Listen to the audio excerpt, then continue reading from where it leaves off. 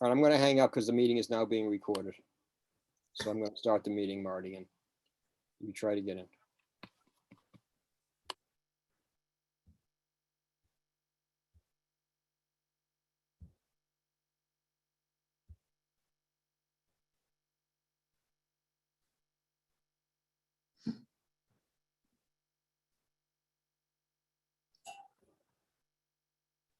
Alex, Marty is in, and if you can change his name, it does say Adam Block. Do I have to do that? Oh, there's a terrible echo. I don't know what's happening there, folks. Sorry about that. The echo is because I have Lee on as a phone number and a video. So I Lee, you don't might hear- have to mute your screen. I don't see her on the video anymore. I I think don't she, either. And the echo has gone away. And Marty, she'll come back to you to change your name from me. You should be able to wear your own hat. You've earned it.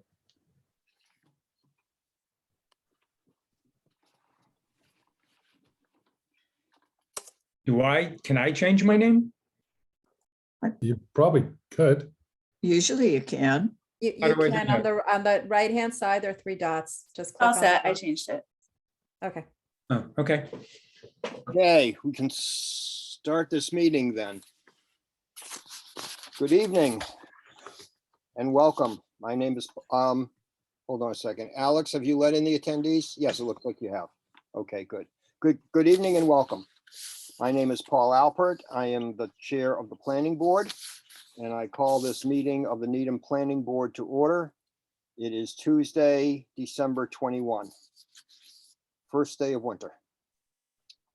This open meeting of the Needham Planning Board is being conducted remotely, consistent with current state regulations, and is being recorded. Public access to this meeting does not ensure that there will be public participation unless required by law. This meeting will not have public comment except in connection with any hearing that is on the agenda, and there are no hearings on the agenda this evening. First, we'll confirm that a quorum of the members of the planning board are present. When I call your name, please respond that you are present. And then I will introduce the planning department and town staff members, if there are any others. So, Jean McKnight, Present. Marty Jacobs, Present? Adam Block, Present. and Natasha Espada. Present. So all 5 members of the planning board are present. So the planning department, we have our planning director, Lee Newman. Lee, if you can take yourself off mute, you know how to do that on your phone. Lee is present by phone, but she's on mute at the moment. It's either *6 or *9, I think, but she might still be having audio trouble. And Alex Klee, our assistant planning director. I'm here. She's here. I don't know if I get your title correctly, Alex, but close enough, I guess. All right, Lee Newman is present, but we're having trouble connecting her with audio. Okay, as each agenda item is reached, I will introduce participants who are here to present or discuss projects and proposals. And again, I don't believe that there is anything on the agenda for which that will be relevant. For those participating in the meeting, please also be aware that others may be able to see you and hear you. Anything that you share or state will be a matter of public record.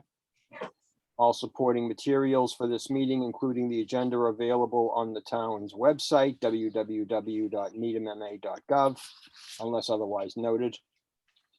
Meeting ground rules. Ground rules for this meeting are designed to allow for an accurate public record. Each of the speakers on our agenda will be introduced, if there are any. After speakers conclude their remarks, each board member will be asked by name for any comment, question, or motions. All votes will be by roll call. For each participant, please remember to state your name for the record before speaking, and for each person from the public, if any are recognized to speak. Please remember to state your name and address for the record. We will now move to the first agenda item, which is the board deliberation and decision regarding the amendment to major project site plan special permit number 2009-06. Town of Needham is the petitioner for property located at 1471 Highland Avenue in Needham, the town common, town hall and town common. Alex, can we get Lee verbally? I don't know. I'm texting her behind the scenes to see if I can help at all, but so far I don't know. Okay, we're gonna have an issue tonight if Lee Newman cannot join us. But we'll do the best we Definitely. can. We have, Lee Newman has circulated a draft decision. And the material, the draft material, the draft decision with Redline changes has been posted to the town's website. There were two Redline changes. One were some changes, which were kind of changes in style, placing of different paragraphs that were suggested by town council Chris Heap, and some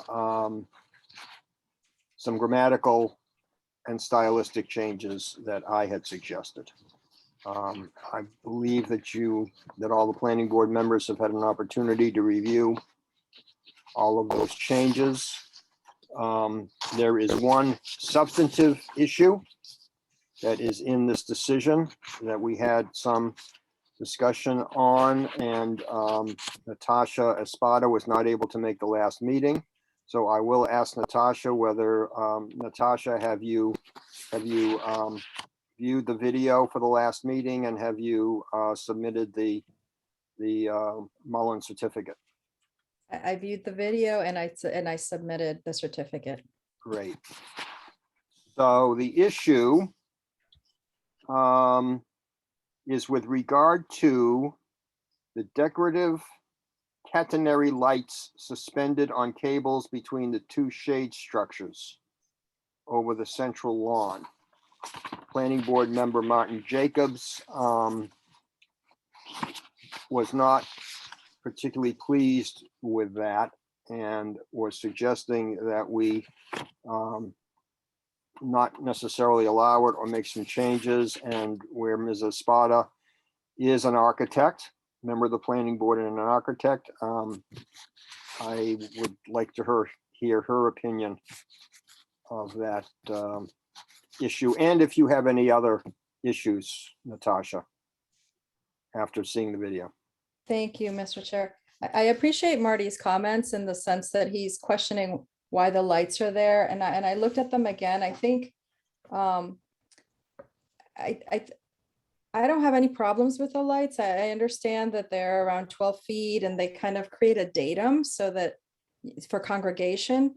I also assume that if for some reason we don't feel like they're effective in the long term, they can always be removed. They're not on poles. They're basically, but I think I actually kind of like them, and I like the feeling that they create a space underneath it. I understand, Marty, your concerns about not being able to see the stars and all that, but I think that from the past 2 years, the town center has been used in the evenings, and it's it's been kind of rejuvenated, and I think that this will bring life to it. So that's my perspective. I also think that by them being catenary lights rather than on poles, it gives the flexibility that if for some reason it doesn't work and people don't like them, we can always remove them. So it gives flexibility, and it gives a different type of an area for congregation. So I like the lights.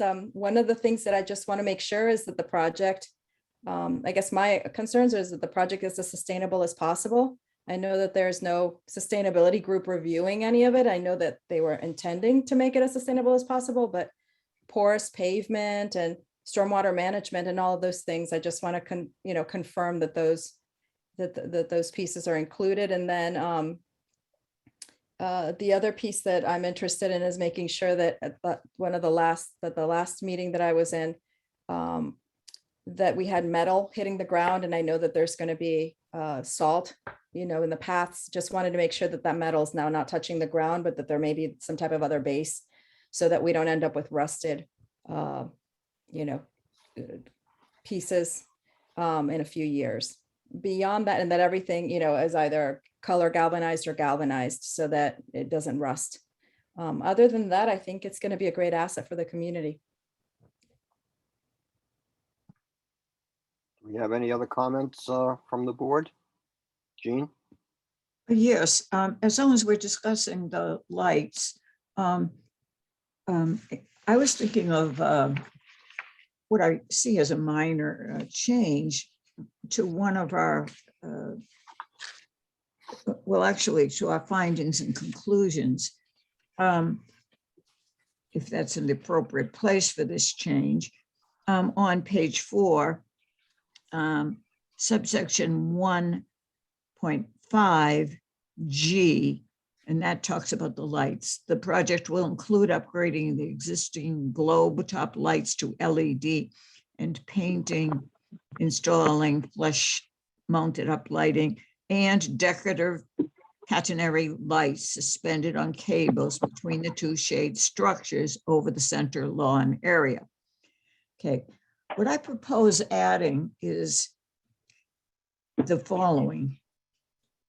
Remembering what a member of the public, who also is an architect, Oscar Mertz, commented on, is that the lights may droop down and need support. And the proponent said they did not think that was needed.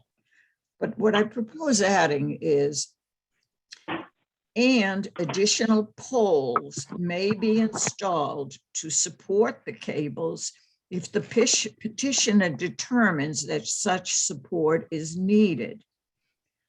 Then it just occurred to me with Natasha's comments to also add, or the lights may be removed.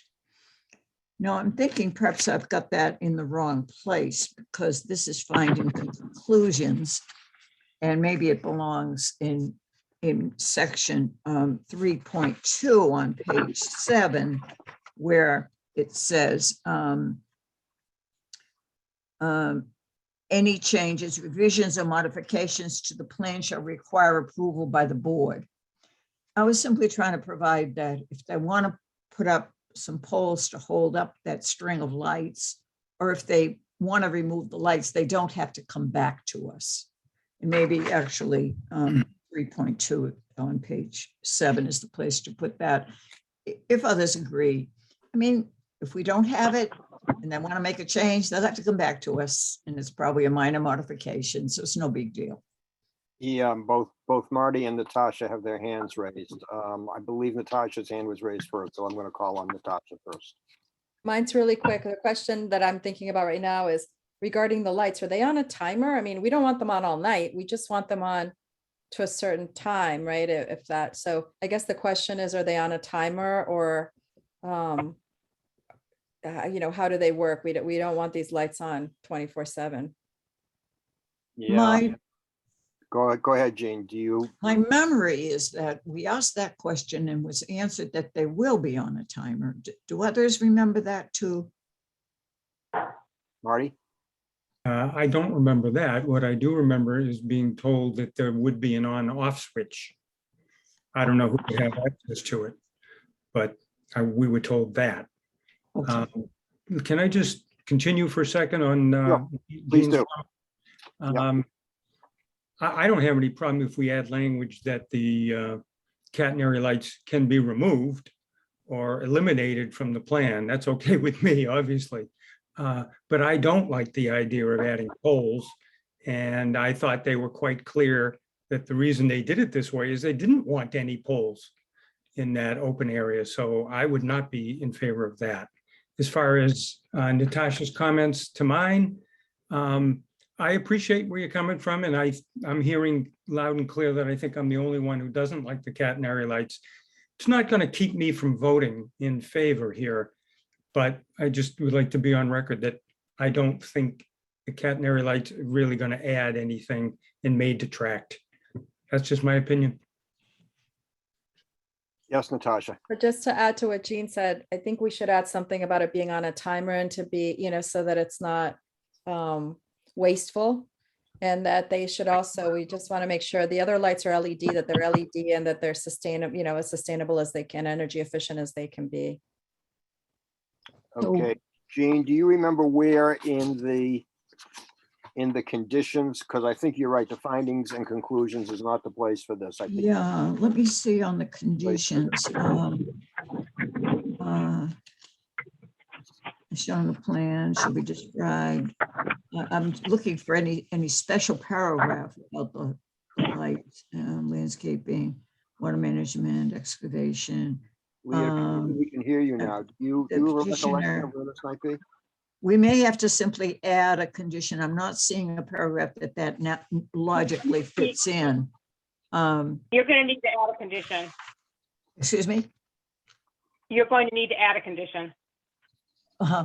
Lee says we need to add a condition if we Yeah, want to have yeah. that condition. So I Okay. think we should add the condition because I agree with Natasha wholeheartedly that we should add a condition that, should we say that all lights shall be on a timer? We're not just talking the catenary lights, are we?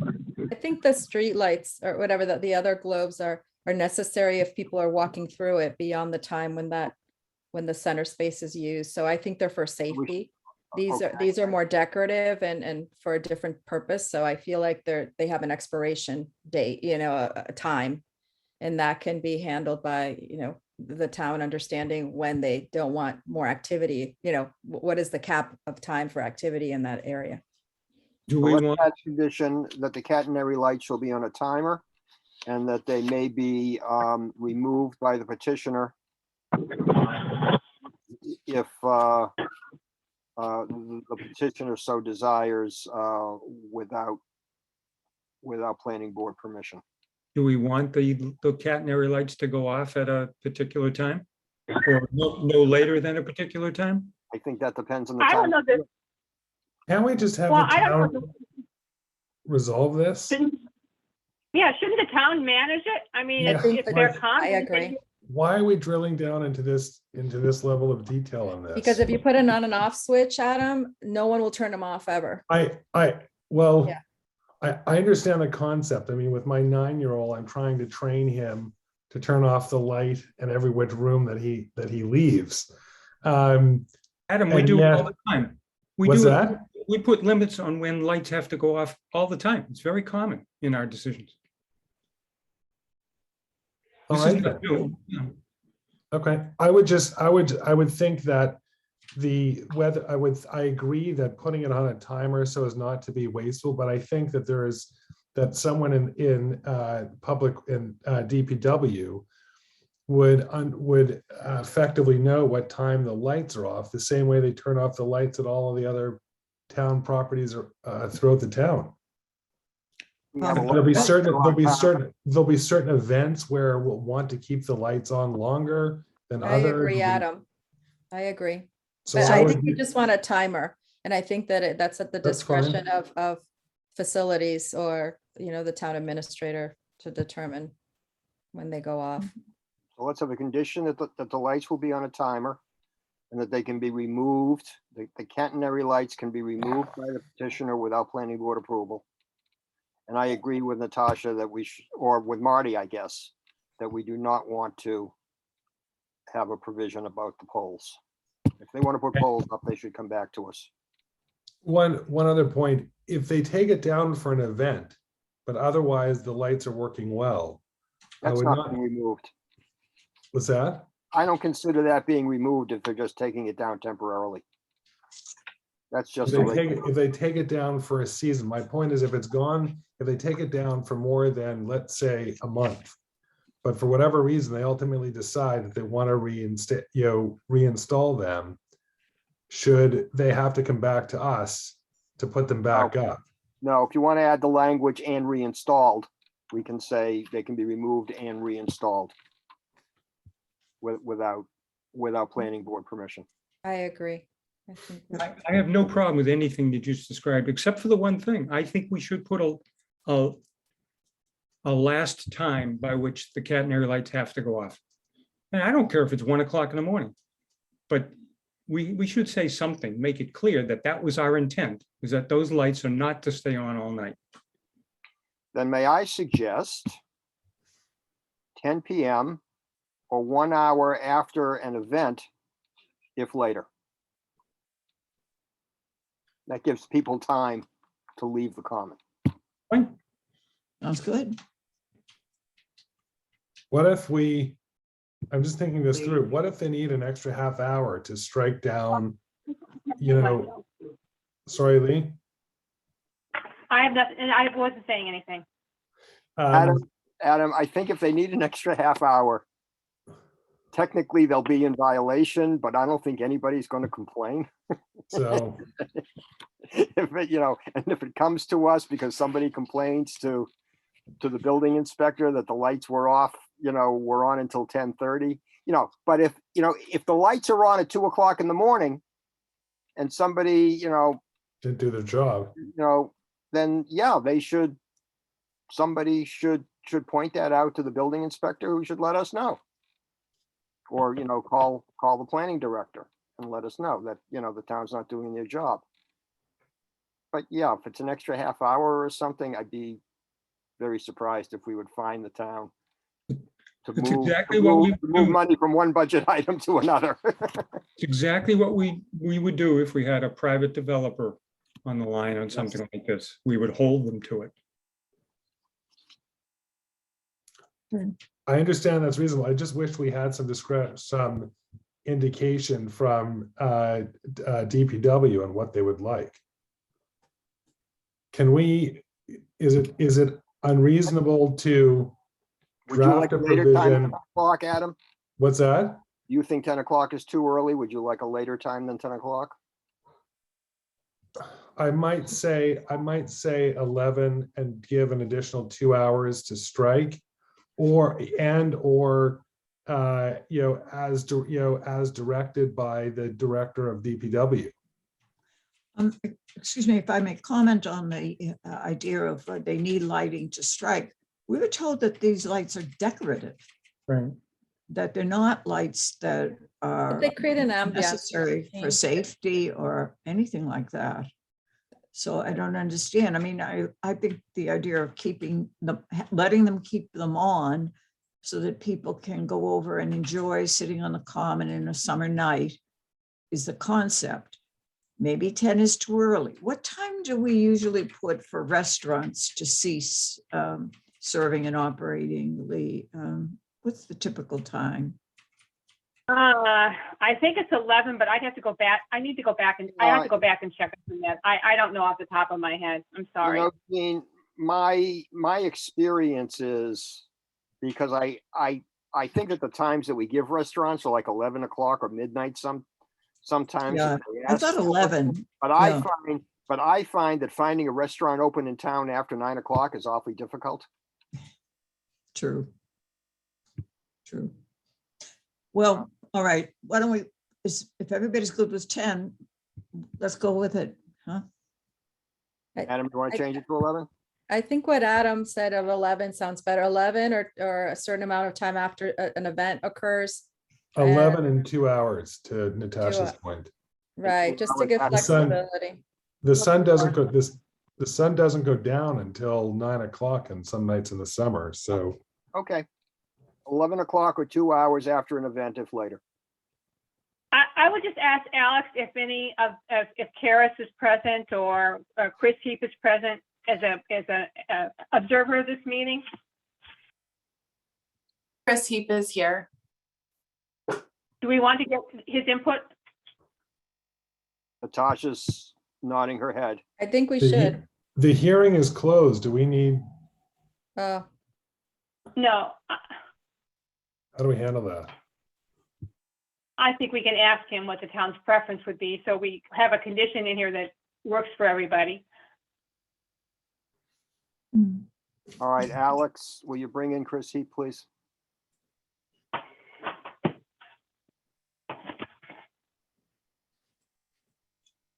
If he even knows what the town's preference might be. Well, he can comment as to whether he thinks there's any objection.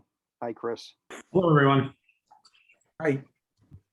I'm afraid you've caught me out of my suit and tie. I was hoping to watch the deliberations without having to jump in and participate. So I must confess, I don't know precisely what the DPW's preference is going to be in terms of a final window of time for the lights. I do think that if we permit restaurants to be open until 11 o'clock, I think that would be the earliest that I would be comfortable agreeing to. So I guess I'd request that it be 11 o'clock no earlier than 11 o'clock as a baseline.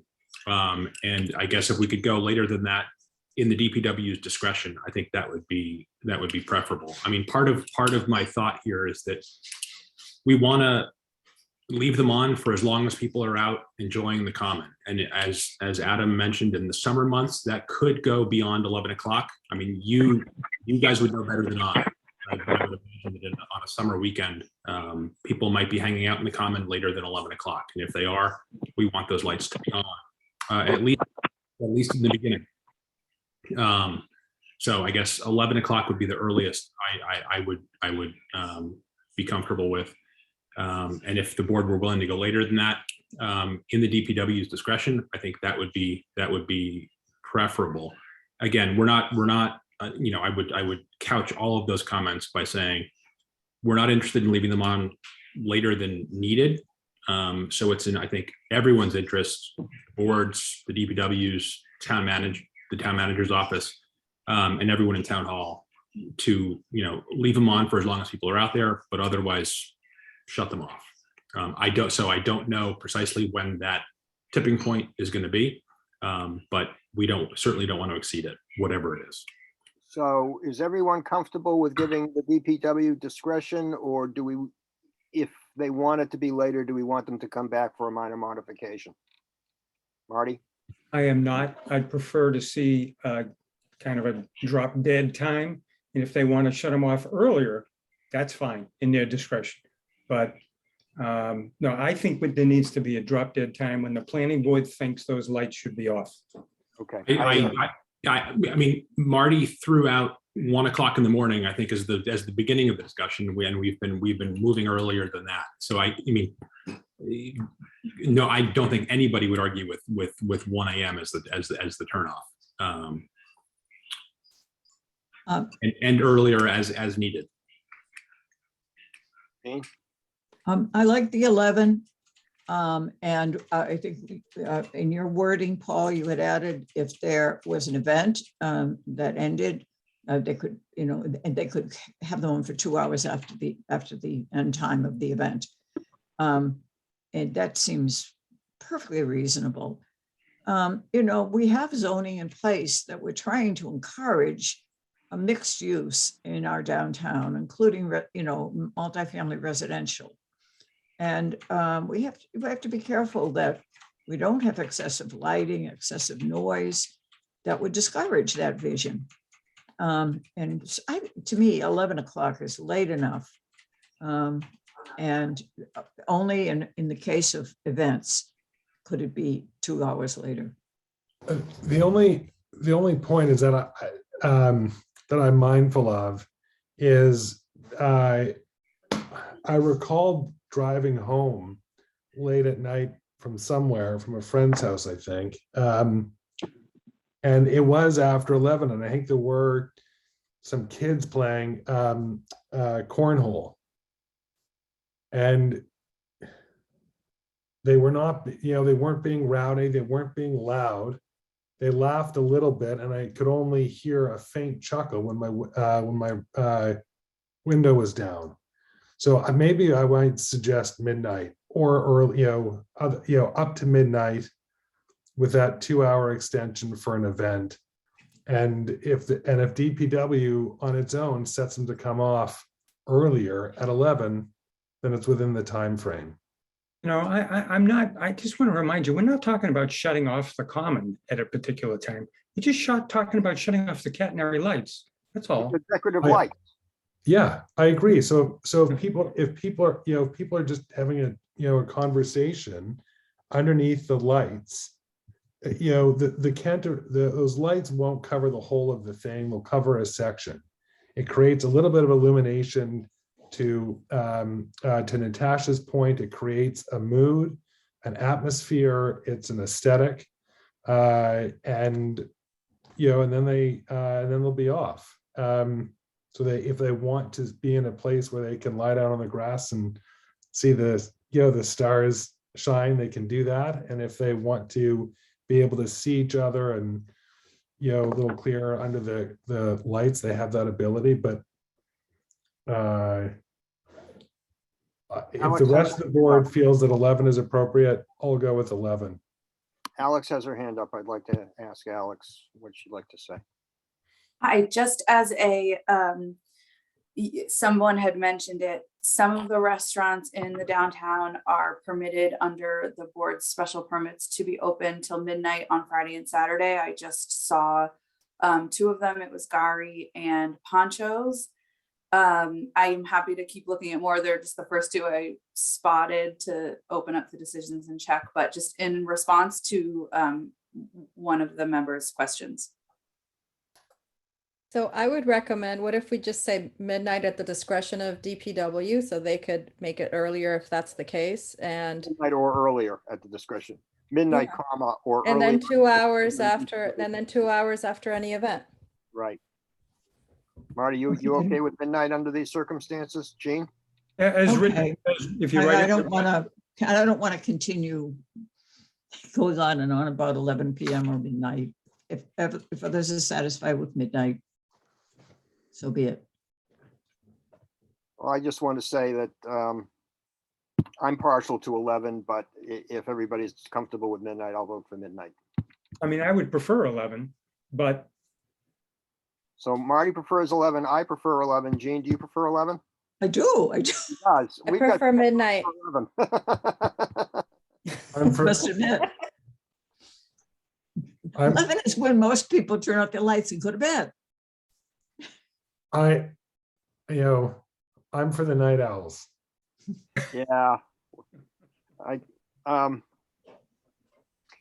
Chris, I'm you're on mute. I'm gonna say the vote is 3-2 for 11, and if DBW finds, if the town finds that the common is being used beyond 11, let them come back. It'll be a minor modification. I can, Mr. Chairman, I can only argue so strongly, and we will live with whatever the board votes. But I am struck by to the extent restaurants are open and operating in the common until midnight. I mean, the town common has been designed to work with all of the business establishments, restaurants included, within the downtown area. And if they're open and operating, I think we want to keep the common, alive and lit while those businesses are able to open. So I think there's a real correlation here between what the board has previously permitted restaurants to do and what we would want the town common to be able to do in order to work with those businesses that we are looking to support and provide an extension of. Alex, those two restaurants that you mentioned, where are they located? Right in the center. They are. So Ponchos is, I don't have the addresses, but Ponchos is right next to Treat, I think. Into Is Fuji. still there. Yeah.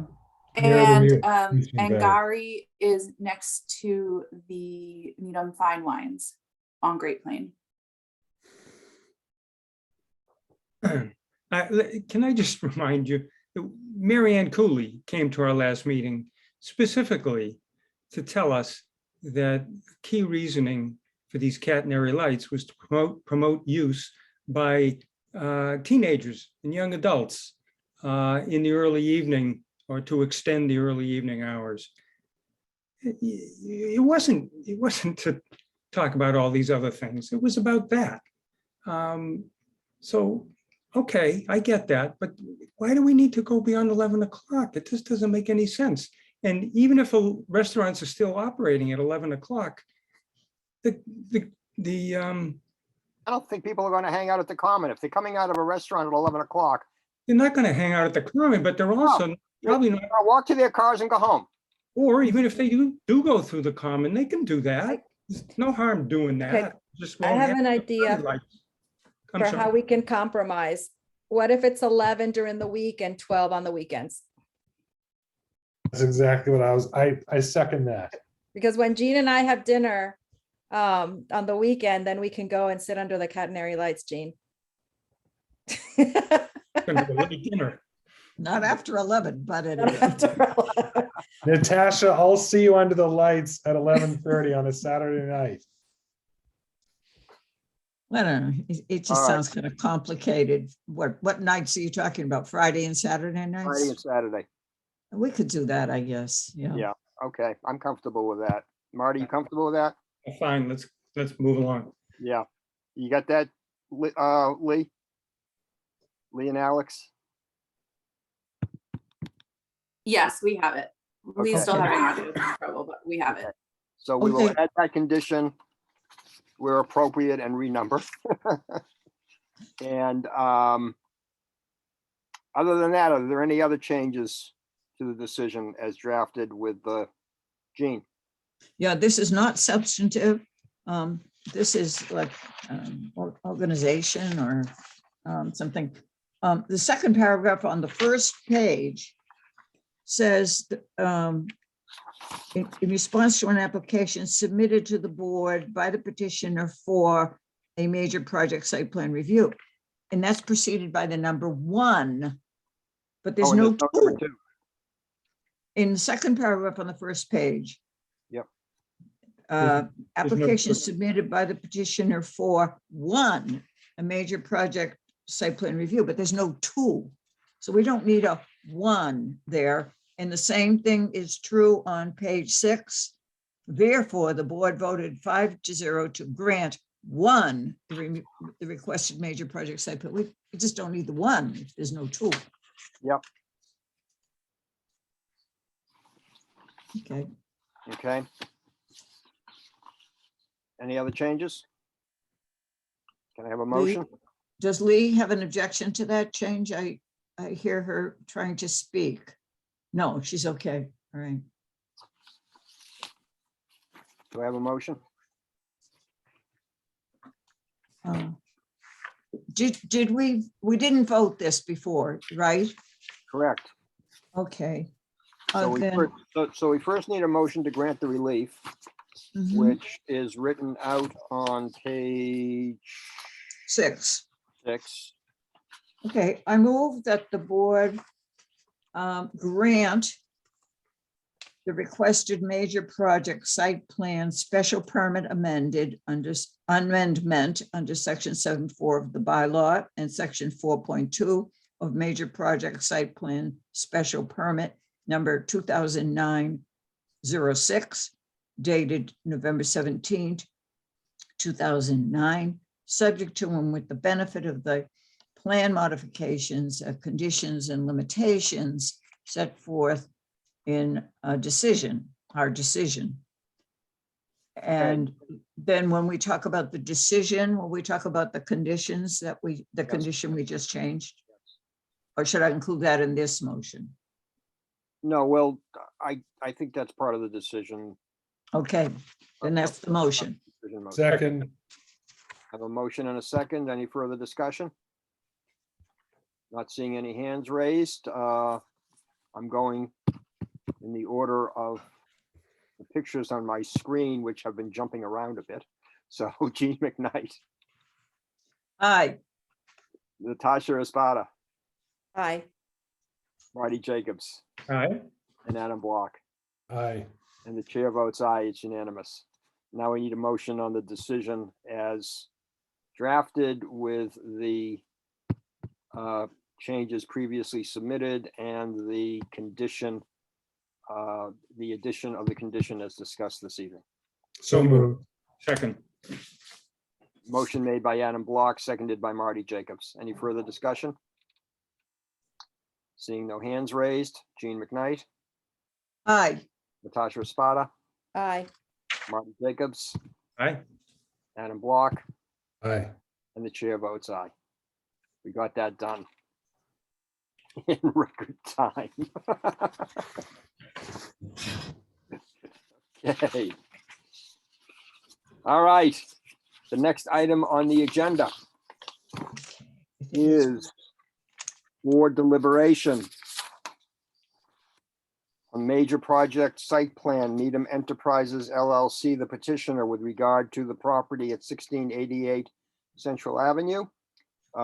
This hearing is being chaired by Adam Block, and so Adam, I don't have a gavel to give you, but pretend I'm giving you a gavel. I'm receiving the gavel, Mr. Chair. So, Goodbye. Adam, I will be recusing myself, Yes. and I will be back after, for Right. the next portion of the meeting. Great. for the brewery, you can have a beer in the meantime, Natasha. Hopefully one day it'll be a local beer. We'll now begin our deliberation for the project at 1688 Central Avenue. I think I'll start with acknowledging the fact that we held the hearing open to receive a number of items. Lee, I'll ask that you keep your close ear tuned to what I'm about to say to make sure that I haven't missed anything. But we held the hearing open to receive.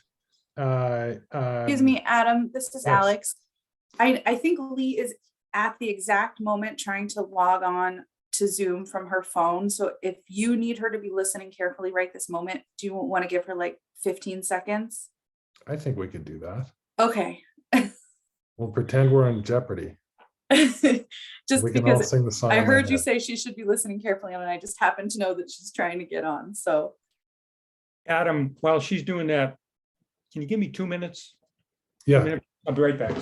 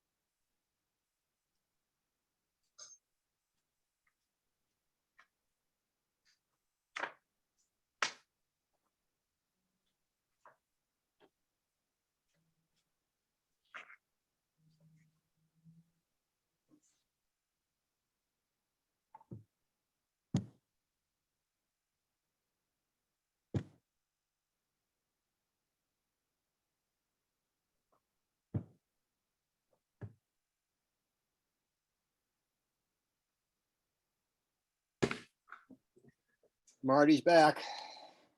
Thank you. I think we lost Adam, though. And we got Lee. She looks like she's still trying to work with her phone.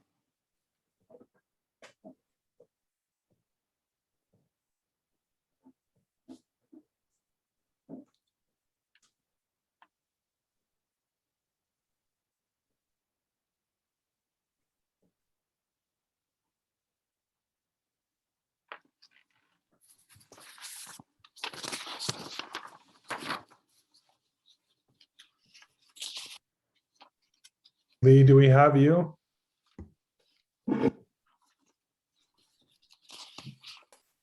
Not yet, Adam. Okay.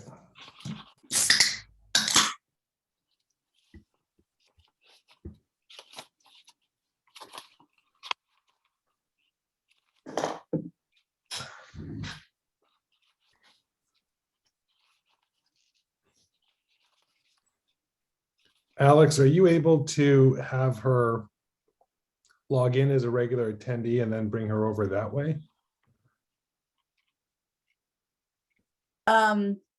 I'm working on it, Adam. I'm so sorry. Okay, no problem.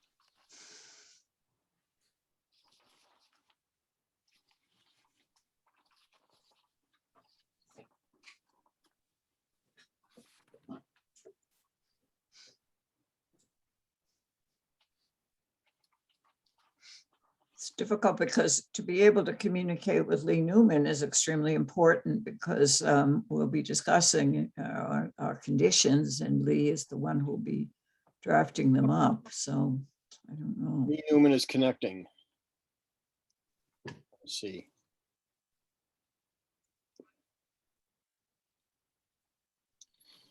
Just got a check mark. Lee, you there? Yes, can you hear me? Yes. Oh, loud and good. clear. Okay. Fine. Success. I'm We can so hear- sorry. We can hear you, but we can't see you. Not sure if you're able to connect to video, but nevertheless, as long as you can hear me, I think I'll jump in. Fine. Oh, there you are. I'm so sorry. It's No problem. it's my first Zoom catastrophe, but I guess after 2 years, I'm entitled. Yes, it's Okay, resolved and we're, So it looks like Lee is on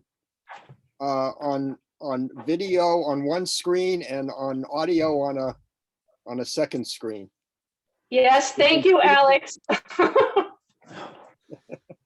long as it So- works. Okay, Adam. Thank you. So at the conclusion, as we close the hearing at our last meeting, we held it open to receive a number of items, which I just want to review the status of. One was a letter from Attorney Patrick Moore for resident Greg Darish, which we had on December 20.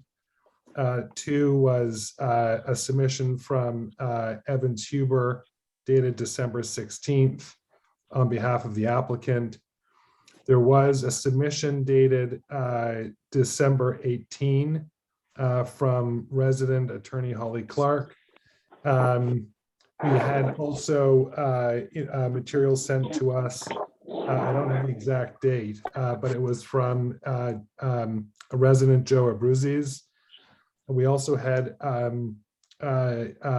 letter to us in response to, I think, a traffic question that Joe Abruzzi's had from GPI John Diaz dated December 17th. We had communication from the Needham Board of Health with their recommendation. And then I believe we also had a question about how what the plan for snow storage would be, and finally at the site. And finally, I think there was a question about what condition the road or sidewalk would be restored after the developer installs a sewer connection. Lee, is that everything? And is that correct? That's correct. Okay. Mr. Chair, Yes, Mr. Albert?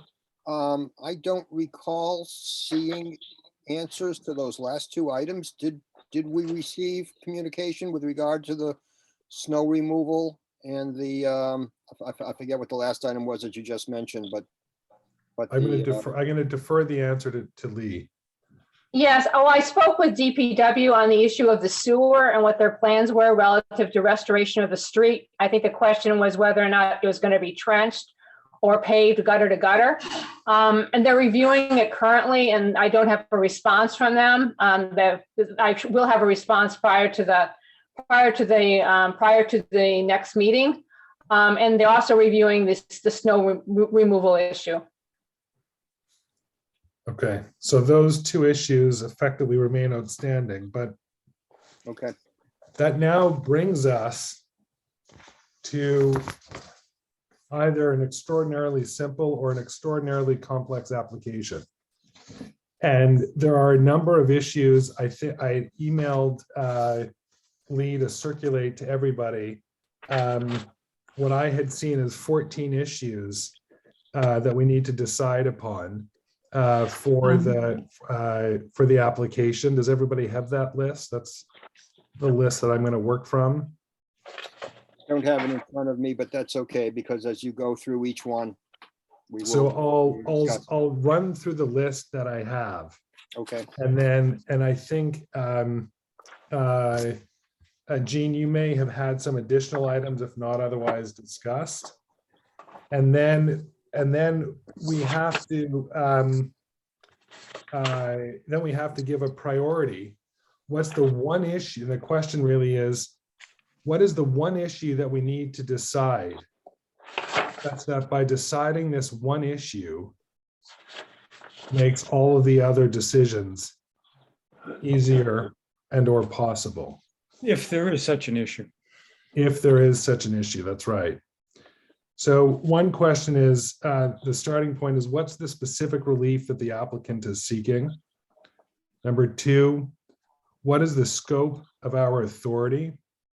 Which begs the questions, what are the limitations imposed by the Dover Amendment? And what of the zoning bylaw is regarded as, quote, reasonable regulation?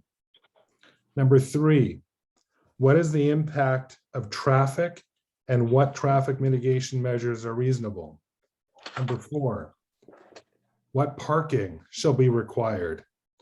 And such parking shall include for employees, sufficient for parents, and in addition to that, for any vans that the facility intends to operate and or store on premises at any time. Five, what shall be the setback? Six, how shall we assess the barn, and in particular whether it remains, whether as a matter of the setback or otherwise. Seven is the question of the bulk. Are there any conditions that will impose on the size of the thing? Eight, what shall be the any condition for the environmental impact of the property of the site? Nine, having reviewed the design review board's memorandum, what, if any, additional recommendations they have shall we impose as conditions?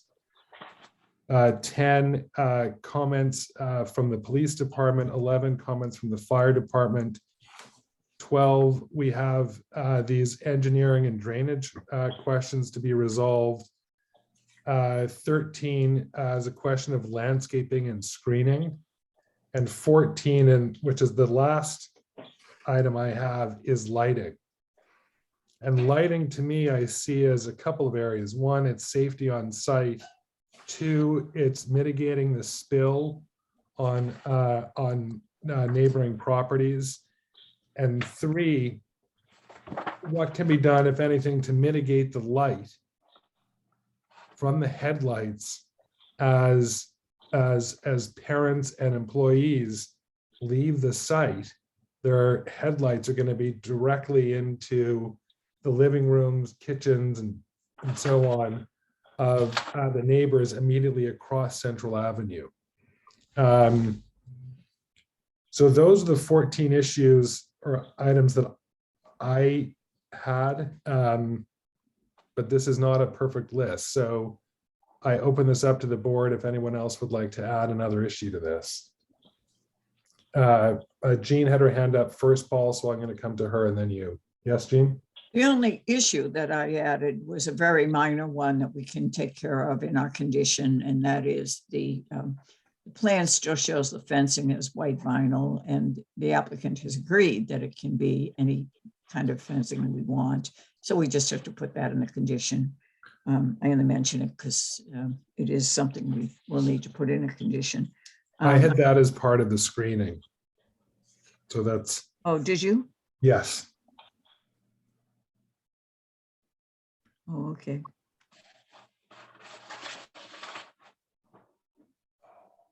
Sorry, I'm sorry I didn't see it. It's not, when I had landscaping, to me that meant screening, and screening included fencing. Fencing also comes about as a result of the recommendations from the design review board, which recommended either dark vinyl or wood.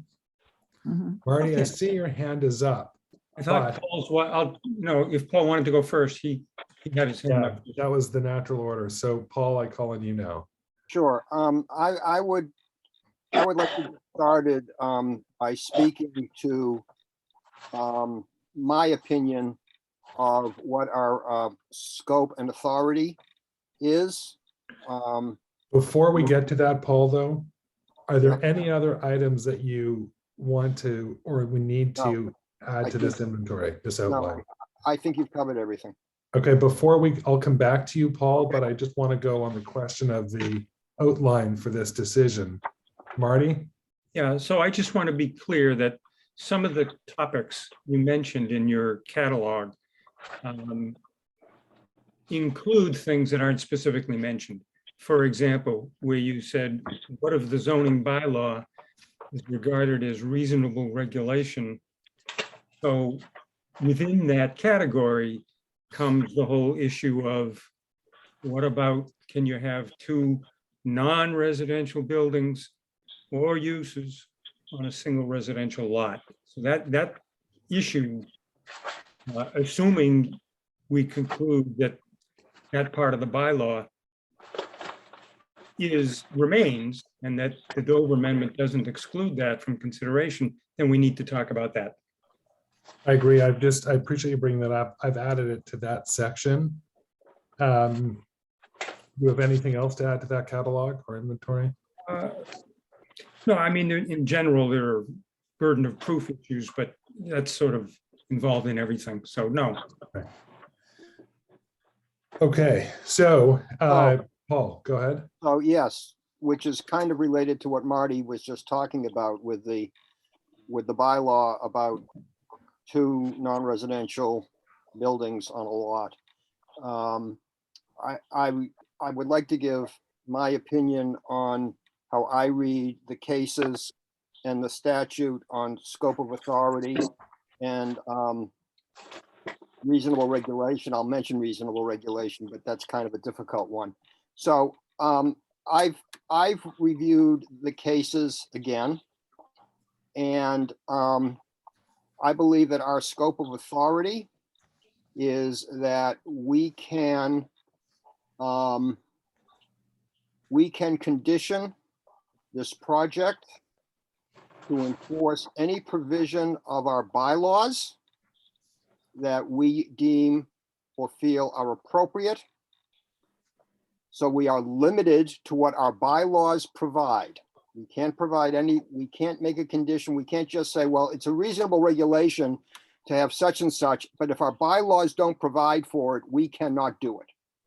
So it has to be something that that is already set forth in our bylaws that we want to enforce. Now, the Dover Amendment then limits that to say, but in enforcing our bylaws, the regulation cannot be unreasonable. And I deliberately go with the double negative. It's not that we can impose reasonable regulations. It's the other way around. We cannot impose unreasonable regulations. And the cases do say that if this goes to court, the burden of proof is on the petitioner, not the town, that the imposition of a particular condition to enforce something in our bylaws is an unreasonable regulation specific to this project. And the courts do say this is a facts and circumstances situation. So we can't make a decision, I don't think, as to whether a regulation is reasonable or unreasonable. If we want to enforce the regulation, we can have that discussion where we can say, well, we think we go too far on that, and so we're not going to impose it. But we start with the proposition that if we want to impose, if we want to enforce a regulation and the petitioner feels that that's unreasonable, they can appeal and the judge will decide. But you know, we can have a, we can decide to not enforce a regulation if we feel it's not reasonable. But if we have a question in our mind, if we think it's reasonable, we can go ahead and enforce it, subject to appeal. But you know, that's true for any decision. So I will say that there are some gray areas here, and in my mind, the gray areas all relate to the setback in the barn, which I think. So I can understand that, and I appreciate you bringing all of those points up. A couple of points of clarity. One, I too have, I began a spreadsheet of the cases, whether it's Primrose, the two cases from 2013, the subsequent further appeal of 2015, Rogers, Petrucci, there were a number of others. And I've asked town council to complete the spreadsheet to identify the case, the court, the year, what the material facts were, and what the decisions were, and what the significance of those decisions were.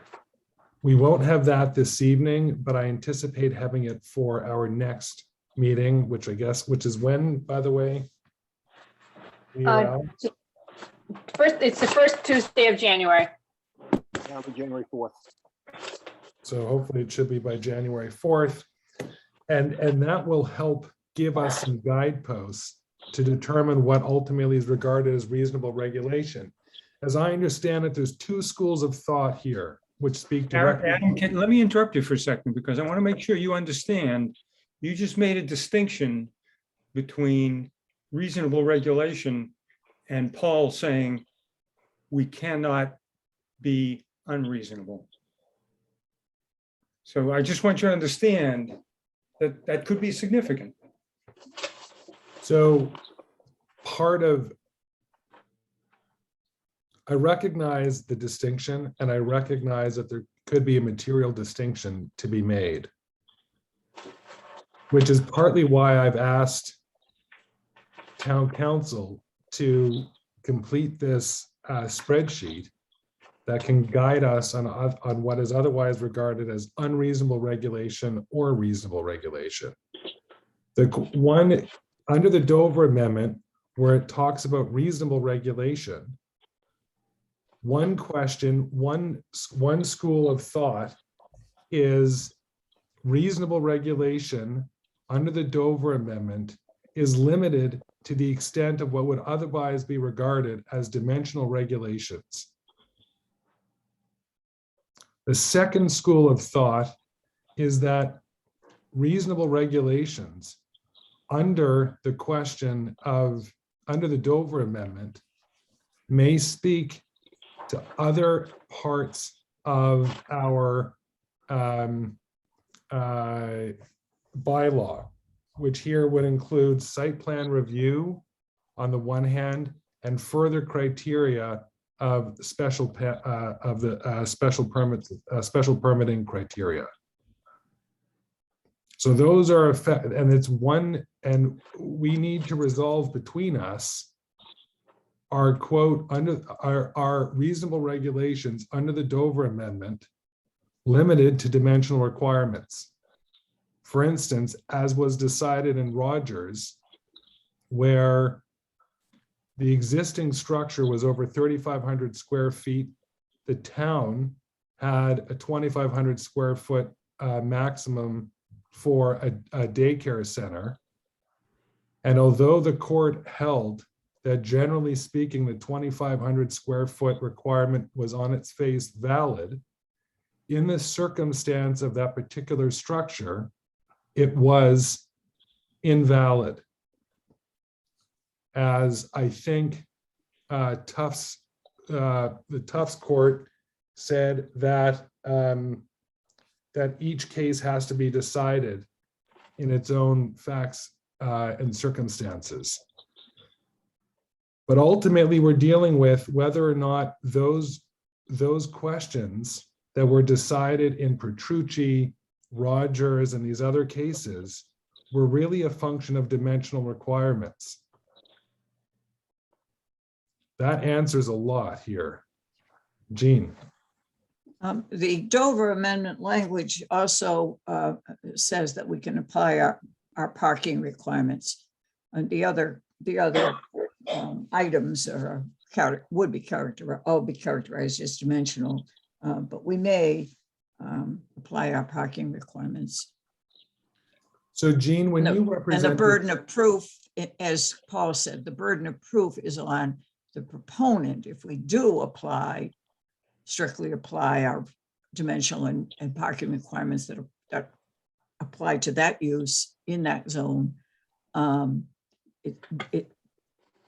it's their burden to show that we're being unreasonable. On the other hand, if say we require a front setback that's farther than is required in that zone, then the burden would be on us to show that that requirement is not unreasonable. Paul. I forget if there were more cases that were decided by the Supreme Judicial Court other than Tufts and Rogers. But I, as a lawyer, feel that the law is finally determined by the Supreme Judicial Court if it has ruled.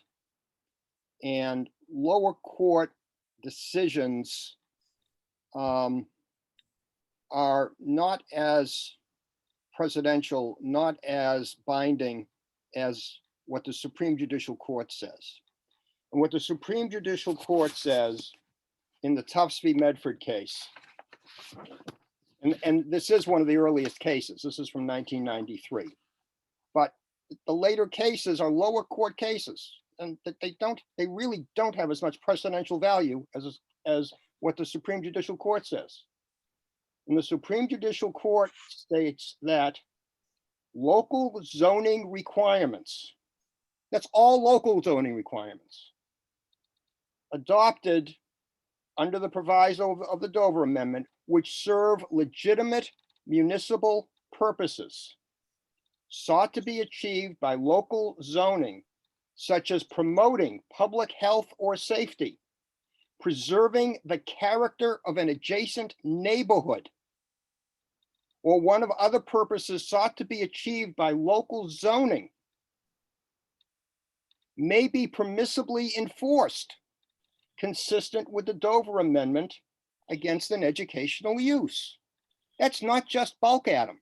That's the Supreme Judicial Court saying that we can enforce our zoning regulations for public safety, character of the neighborhood, which is what our site plan review is all about here, especially with regard to the setback and the barn. Traffic, public safety is traffic. So it's not just bulk and setback. Let me play devil's advocate a little bit, okay? Please do. So you've got 40A Section 3 in front of you. Yes. Tufts makes reference to the proviso. Yep. The regulations in the proviso. They are the bulk and height of structures, yard sizes, lot area, setbacks, open space, parking, and building coverage requirements. In that list, where do you put, if anywhere, the limitation on no more than, well, excuse me, can't have two non-residential buildings or uses on a single residential lot? Where does that go in that list? I'm not sure that it does, and I have a problem with the argument that Ms. Clark makes about that, because if you recall, we have a memo or a letter or an email from Dave Roach, our building inspector, who feels that that is trumped by the fact that the structure that the second structure is a permissible accessory building. And I think that's tied into it, Marty. I think that we need to discuss, because I think that's one of the gray areas that I referred to as to whether the barn is really an accessory building as defined in our bylaw here, or I shouldn't say an accessory building. It is an accessory building. Whether the use of the barn is a permissible accessory use. And so I agree with Dave Roach that if the barn is a permissible accessory use, which I don't necessarily agree with, but I don't necessarily disagree with, then I disagree with Ms. Clark that it's a second non-residential use structure that has to be removed. So, I'm asking really kind of a different question, which is the can have two non-residential buildings or uses on a single residential lot. I don't see that within the provisos list of things that we can reasonably regulate. No, but Marty, neither is health or safety or the character of an adjacent neighborhood. But the Supreme Judicial Court has added those. And So if they're that's adding those, then they're also adding other, and I'm quoting, local zoning requirements, which serve legitimate municipal purposes. Don't they say, though, within the proviso?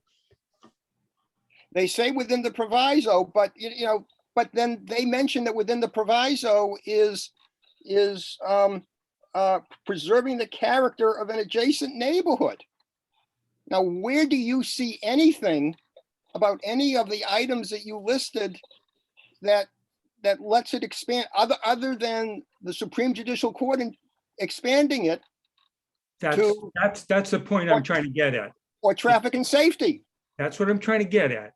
It may not be within the proviso, but it is within the court's reading of that in the Tufts case. That's how I interpret it. That's how I interpret it. As long as it's not unreasonable with regard to this particular project and these and the facts of this particular project, we cannot deny this project and we cannot make this project unduly burdensome. I believe those are words that are used in the cases.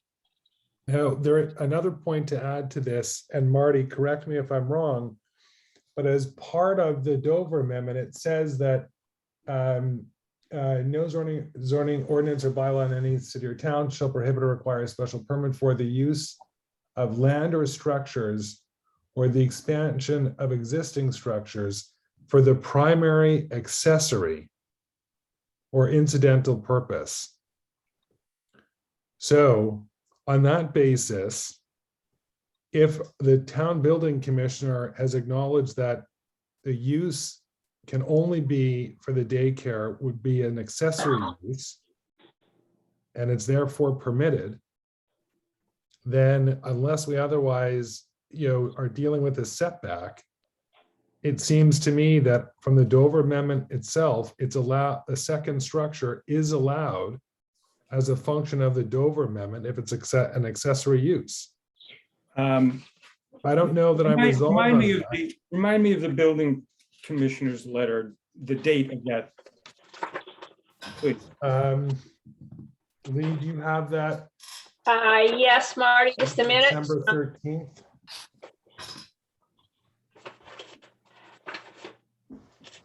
It's December 7th. I got it. Okay.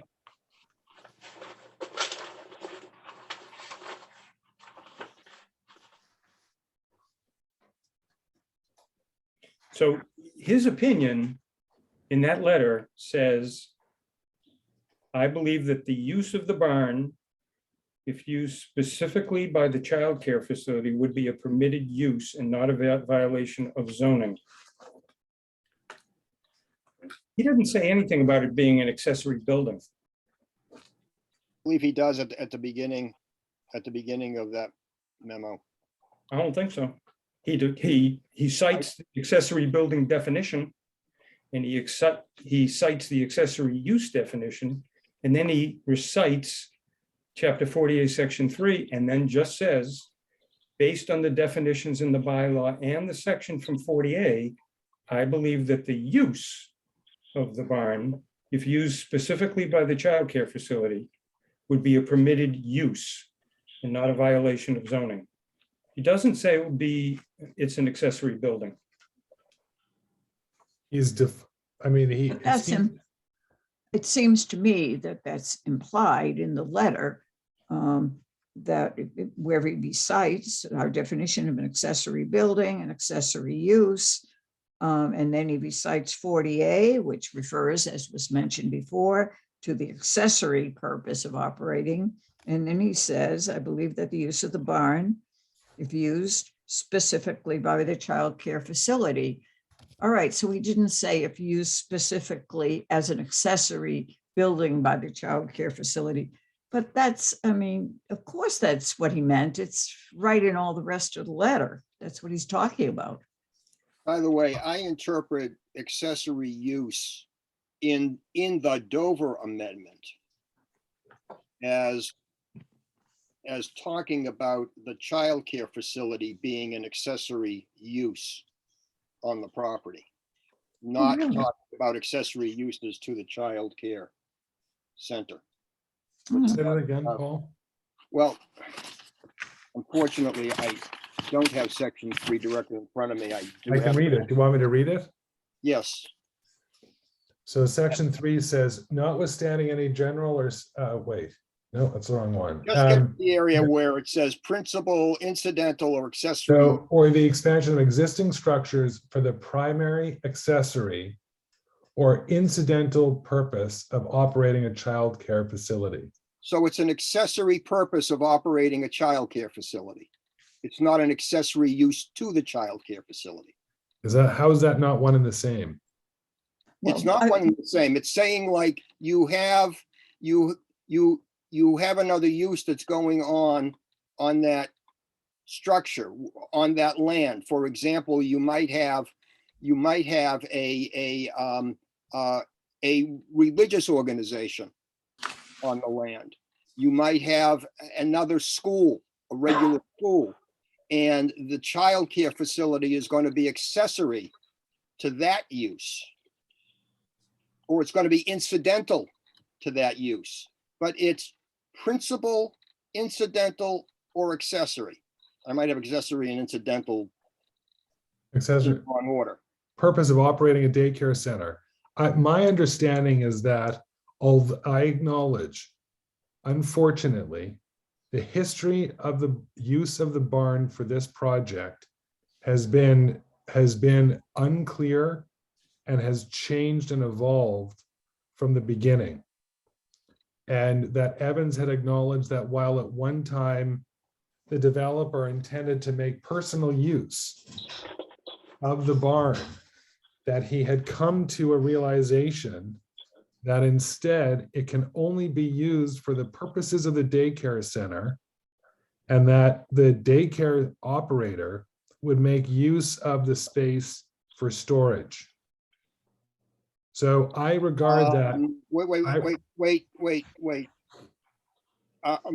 I think he acknowledged that the use of the barn would be exclusively for the daycare center. But I'm not sure he acknowledged that it would be solely used for storage, because I think there was some discussion about the possibility of having classes in the barn, of having the children do projects in the barn. Well, Which personally, if we find that the barn stays, if we find that the barn is a permissible accessory use and structure, I've got no problem with that. It doesn't have to be totally for storage, as long as it's only being used by the daycare center. I'm not sure, I'm not sure that that building is, although it has electricity, and I don't know what it has for plumbing. They can renovate. And They can do anything. and finish off the space. Now, if they're finishing off the space, the bulk of this thing just went from 9,966 square feet to 15 or 14,000 square feet. So that's that. But they're still accessory uses. This is what we have to discuss. This is where I have a understand that. problem. This is where I have a problem with the wording of the bylaw. Not a problem, but a question. This is where I'm saying it's a gray area that the four of us need to discuss. And if you want to have the discussion now, I'm perfectly willing to talk about where in the bylaw I'm talking about. Because remember, I started out by saying that according to the Tufts case, and I believe according to the Rogers case, but certainly according to the Tufts case, we can enforce our local bylaws, but we can only enforce our local bylaws. We can't go beyond them. So I'm looking at the wording of our bylaw in section 3.2.1 about accessory uses.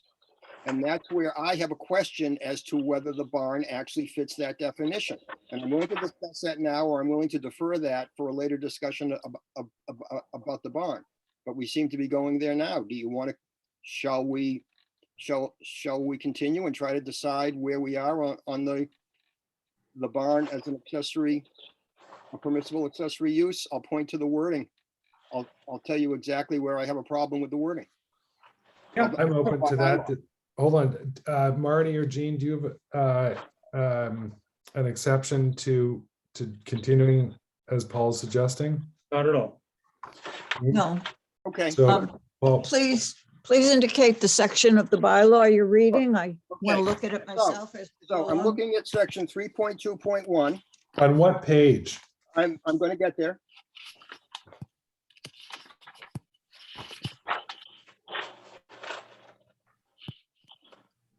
It's at the end, so it's I'm on a 3.2.1. I'm on page 33. At the very bottom of page 33.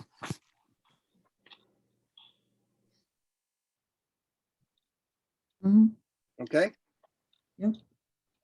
A use as of right in all of the 3.2.1 zones, which includes residential A.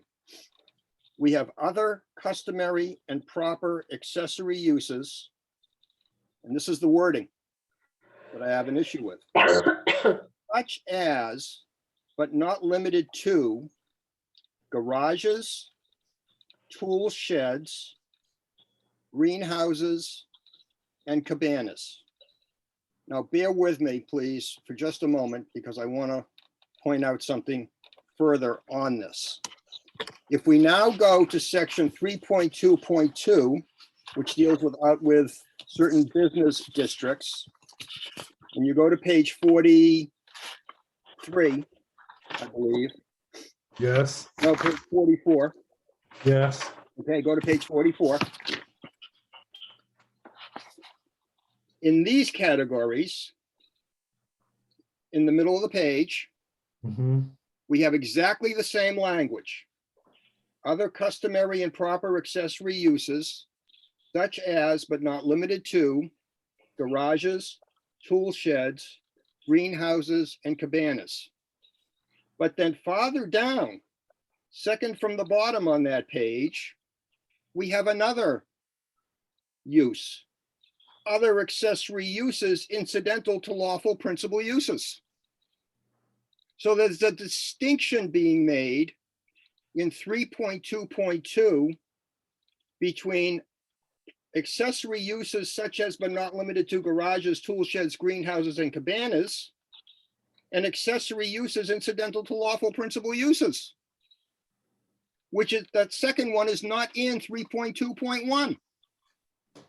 So my question, and it's a question, is a 2,500 square foot barn the equivalent of a garage, a tool shed, a greenhouse, or a cabana? In its current Or form, I is it, say yes. or is it a larger use that would fit in under an incidental use that's lawful, an accessory use incidental to the primary use that is not included in 3.2.1? So Which is where we are. Jean, go ahead. Yes, we also, in our definition section of our bylaw, have a definition of accessory use. And I think this definition would apply anywhere in our bylaw where the term accessory use is used. And it says a use subordinate to and customarily incidental to the principal use. So I think even in section 3.2.1, you have to read that language into the words accessory use, even though they give some examples. If what you're saying is true, then there is absolutely no reason to have that language about garages, tool sheds, greenhouses, and cabanas. And there's no reason in 3.2.2 to have that second use. That second use in 3.2.2, other accessory uses incidental to lawful principal uses, is exactly the definition that you just read in our definition section. And that's all that needs to be said if that's what they want to say. Hold on. If one we second. were limited to small buildings, that's garages, greenhouses, cabanas, tool sheds. Well, Lee, when the use table was modified in the business district, was that an oversight when they included a second provision for accessory use? And I also point out, Paul, that there is also a definition for an accessory building, which is different than the definition for accessory use, which says a building devoted exclusively to a use subordinate to and customarily incidental to a principal use. But I want to go back to Lee and ask if that was just an oversight, or does she have any? Lee, can you educate us at all on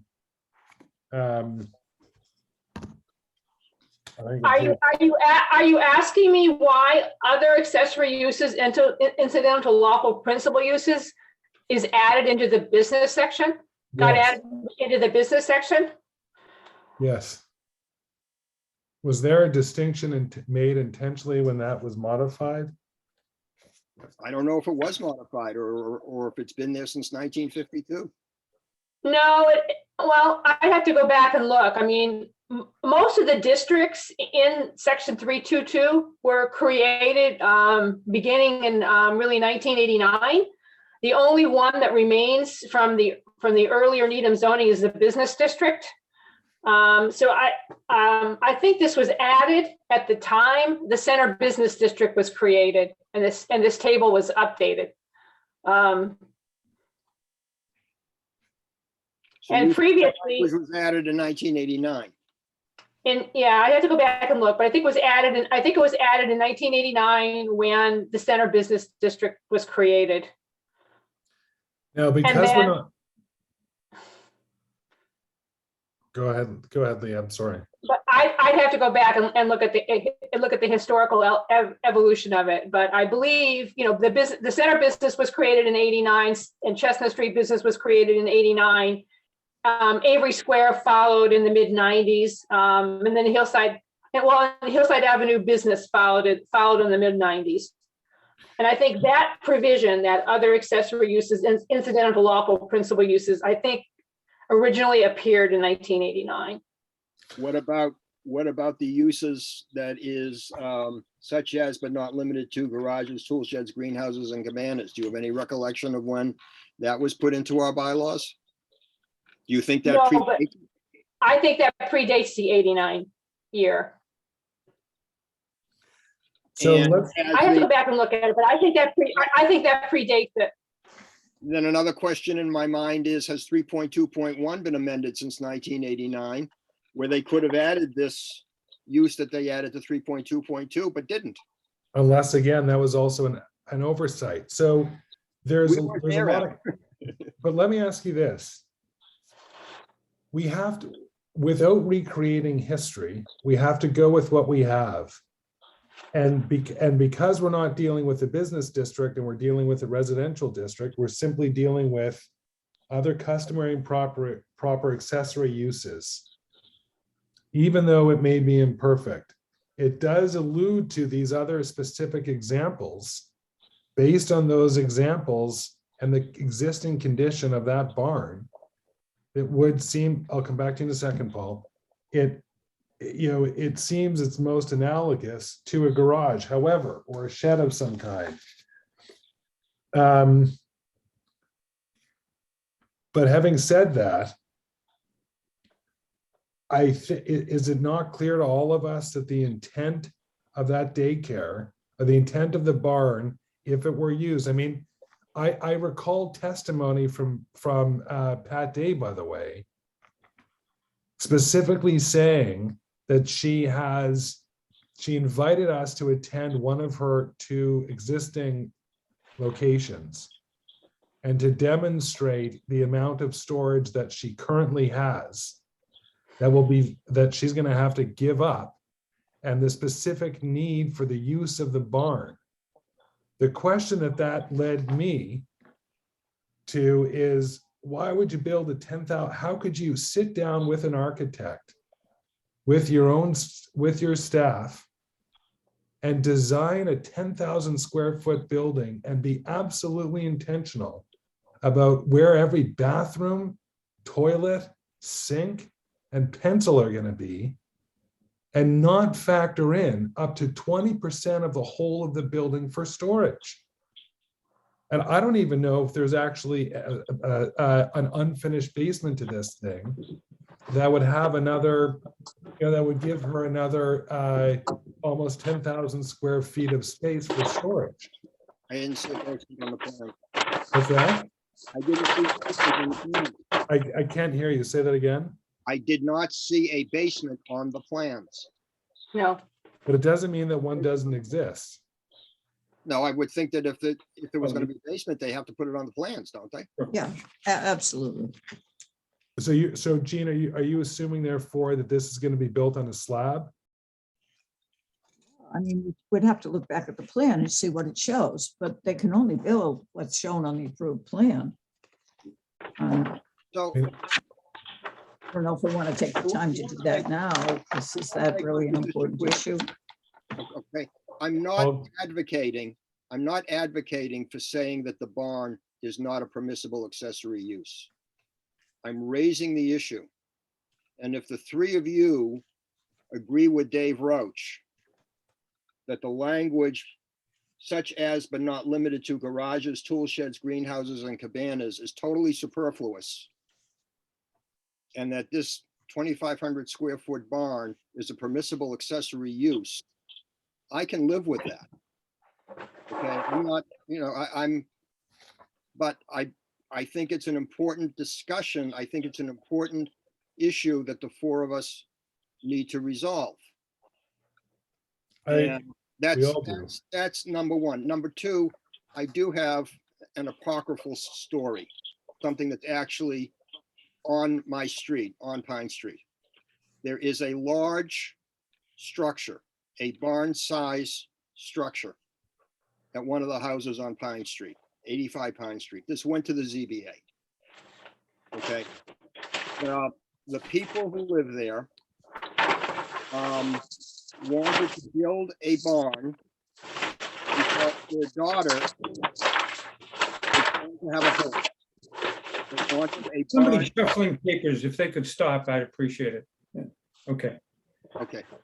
They wanted to have a barn to house a horse.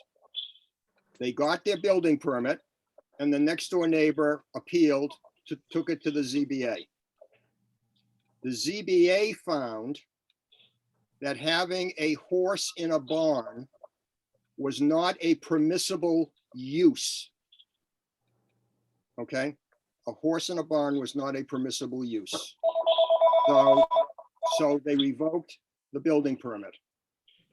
The family then proceeded to build that same structure, that same large barn, calling it a garage, and it's used for storing cars and other storage space.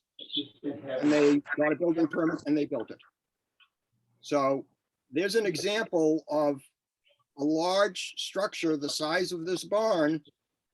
And this goes back many, many years. This is well before Dave Roach,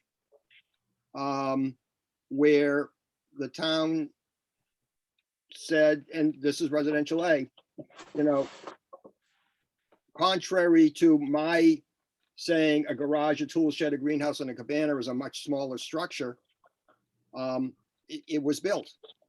So, you know, but it wasn't in front of us. It wasn't in front of the ZBA. This was after the ZBA said you cannot use that structure to house a horse.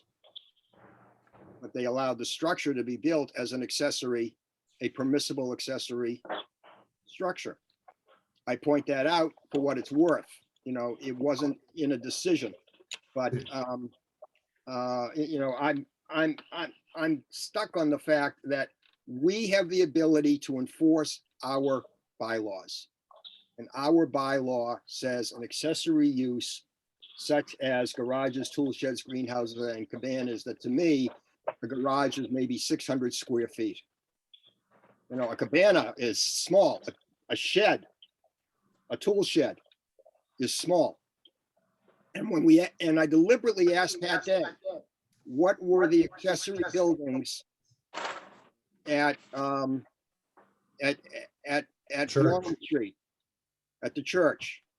And she said a garage and a shed. Bingo, a garage and a shed. Permissible accessory uses, permissible accessory buildings for storage.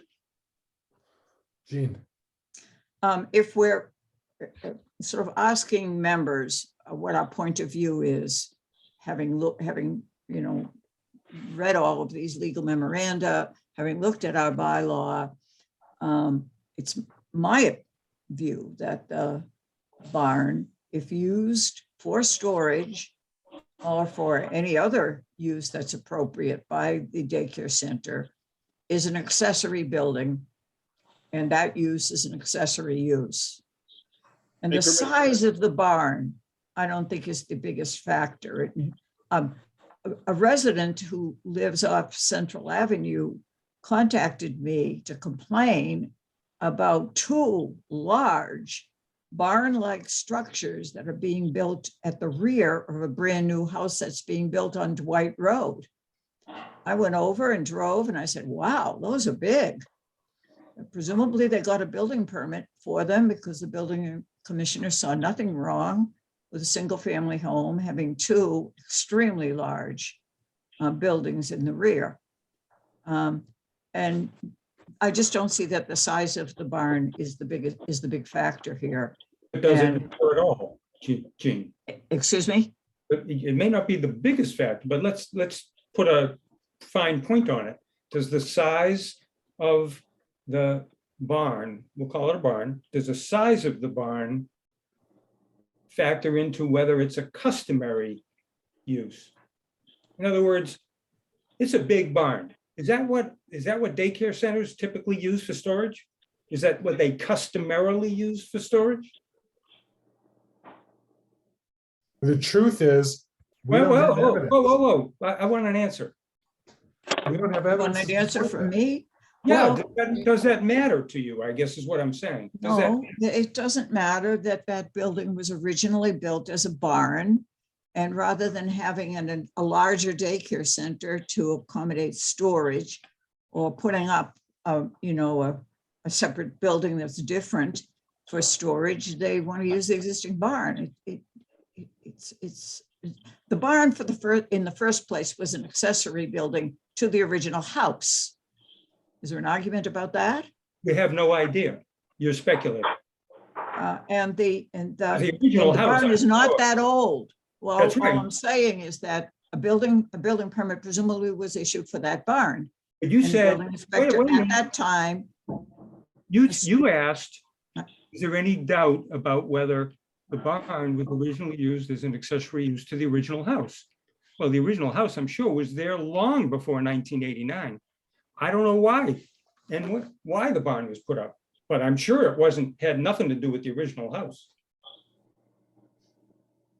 And let me point out also, okay, that what we're talking about in terms of these large structures are all structures for which building permits were issued by the building inspector, but were not appealed. So to quote Bob Dylan in a Traveling Wilburys song, in New Jersey, everything is legal if you don't get caught. It's true here. Yeah. So the fact that structures that may be illegal under our bylaws were in fact built doesn't make it legal. The Well, question is if those structures, I mean, if I were a lawyer representing the person who called Eugene, my recommendation would be, if you're willing to hire a lawyer, appeal it to the ZBA and see if the ZBA agrees with you or with the building inspector that having those two large structures are permissible accessory. So let me. And that's where we are tonight. It's up to Let me- us. Yeah, let me pick up on this a little bit. Paul was focusing us on the bottom use category on page 33 in 3.2.1. Yep. And we've kind of glossed over a couple of words here. It says other customary and proper accessory uses. Let's focus on that, not on the such as, but on the first 6 words. Customary and proper accessory uses. So what does it mean in this situation to be customary and proper? Forget about the accessory. What's customary and proper? And I would point you to something that as we're talking, I'm trying to reread, which is a October 16th memo, which Holly Clark submitted. It's number 151 in our exhibit list. For section 3, she discusses that it's a 2-page discussion. And it's titled, "The claim that the barn is allowed as an accessory building or use is incorrect." And she goes on to talk about what do we mean by customary and proper, and particularly customary. And she cites case law, Harvard versus Maxant. It's a Supreme Court case Supreme Judicial Court case from 1971. And it talks about the word incidental, and it talks about the word customary. And it says, among other things, the use must be further scrutinized to determine whether it has commonly, habitually, and by long practice been established as reasonably associated with the primary use. In applying the test of custom, we feel that some of the factors which should be taken into consideration are the size of the lot in question, the nature of the primary use, the use made of the adjacent lots by neighbors, and the economic structure of the area.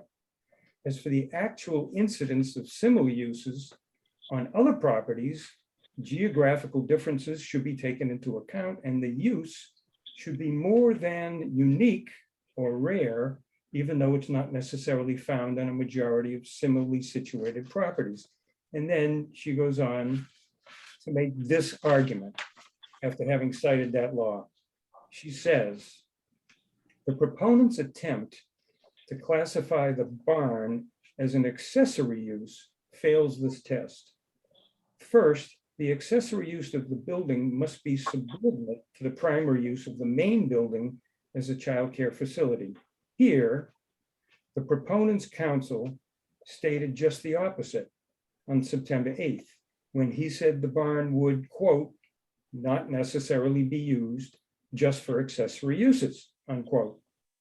Further, each of the other suggested uses, which were the establishment of solar panels, storage of maintenance equipment, and even general storage, are not, quote, incidental to the use of the primary building as a childcare facility. They are not uses which are attendant or related to or concomitant with the childcare facility.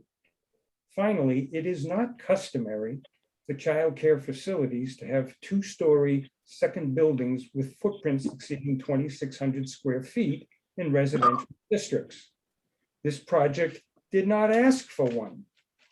The Massachusetts building requirements for childcare facilities call for none.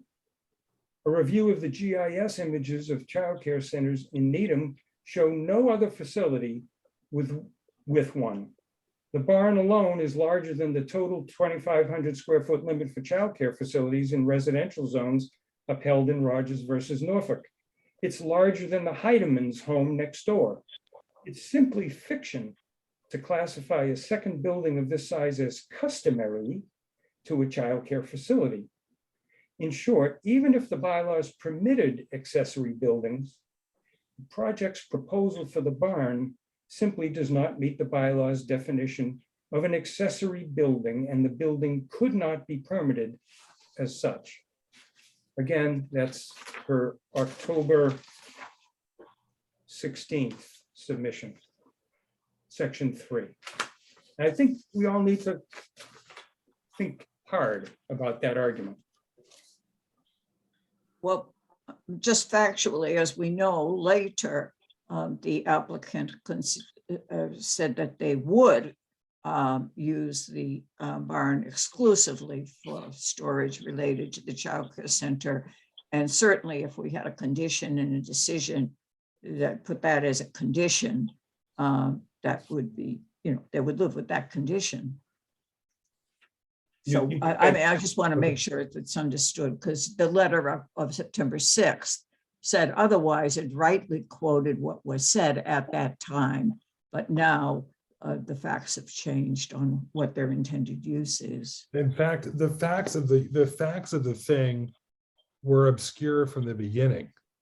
And the question about the use as accessory, the barn being accessory as a fiction, is an understandable one, because it has been unknown and has changed throughout. And it seems to me that in the final analysis, the developer is so keen to keep it that he would keep it with a condition that limited the use to it being subordinate to the daycare center. But based on the analysis that Holly provided in her October 16 memo, there are 2 or 3 of her points that would suggest that it's not customary. The size is not customary, for instance. And I think we have subsequently found out there are other daycare centers in town that have accessory structures. Pat Day acknowledged that she has 2 to one of her own existing sites as well. But nevertheless, the size of this thing, and the fact that when we had the original application, there was absolutely no discussion of the original application of the use of the barn, other than to say that they're going to leave the barn. There was no, in the application, there was nothing said about what the intention of the barn was, whether it be incidental, accessory, or customarily used. Because at that time, according to Evans, the use of the thing was for Matt's personal belongings, a boat and a car, as he subsequently said.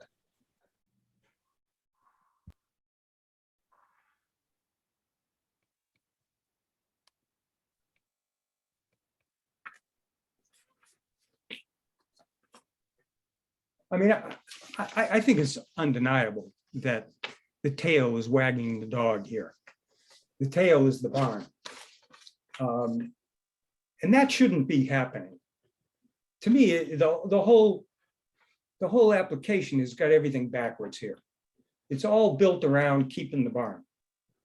It should be about what's the best place and way to build the childcare center for this particular site.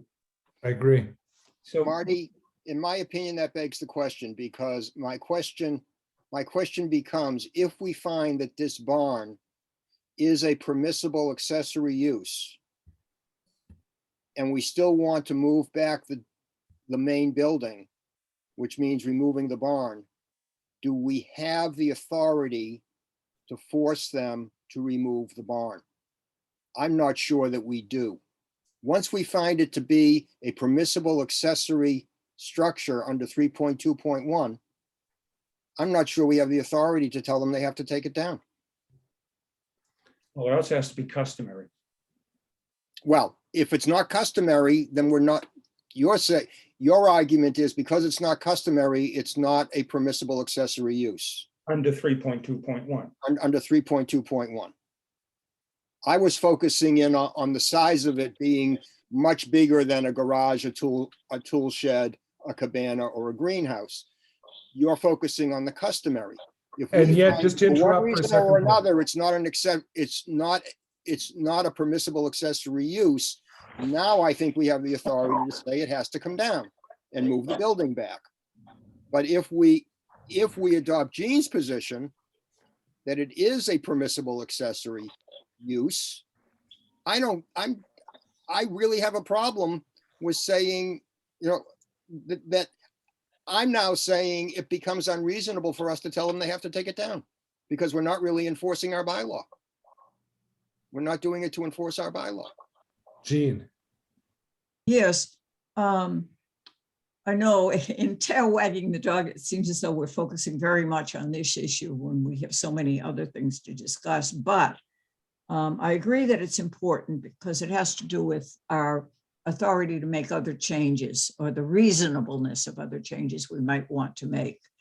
And the way I see it, I may as well put it right out there. I think the setback right now is fine. I think the landscaping is fine. I have questions about the lighting. I think the way that the driveway has now been arranged for the drop off so that there are 3 lanes looks like it's going to be workable. Our traffic consultant has told us that the traffic will work as far as any increase or difficulty at intersections.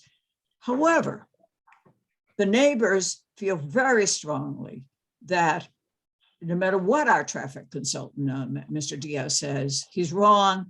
They know, because they live there, that it's going to be a terrible traffic situation. So what we're going to impose, I think, in our condition is, because it's been discussed before, is that we have a police detail out there, that the daycare center engages a police detail and pays for it to make sure that the traffic is moving slowly for however many months we feel we have to have that out there to make sure that's happening. If that is not true, if there are traffic problems, if there are parking problems that cause traffic problems, what I want us to have in our decision is that the applicant must address those problems. And addressing those problems, and we could expressly say so, could involve requiring additional parking, requiring a different layout of the driveway, because the building will be built. So it's not moving the building, it's rearranging the driveway and parking and adding parking perhaps, which might necessarily involve a removal or relocation of the barn. And we could expressly say that. But as far as the current design, with all of the factors that we've studied so hard, I'm prepared to approve it with that type of condition.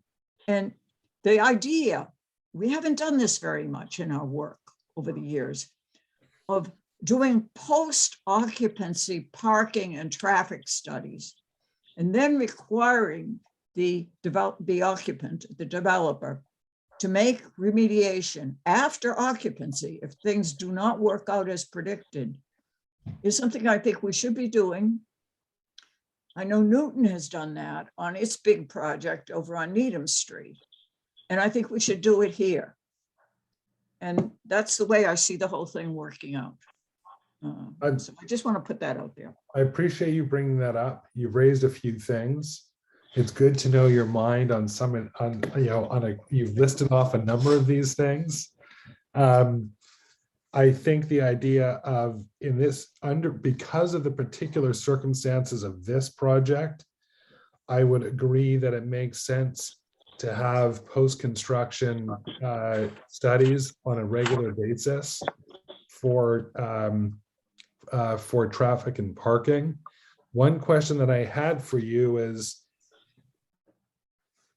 when you're referring to the police detail, I think you said to ensure the traffic moves slowly.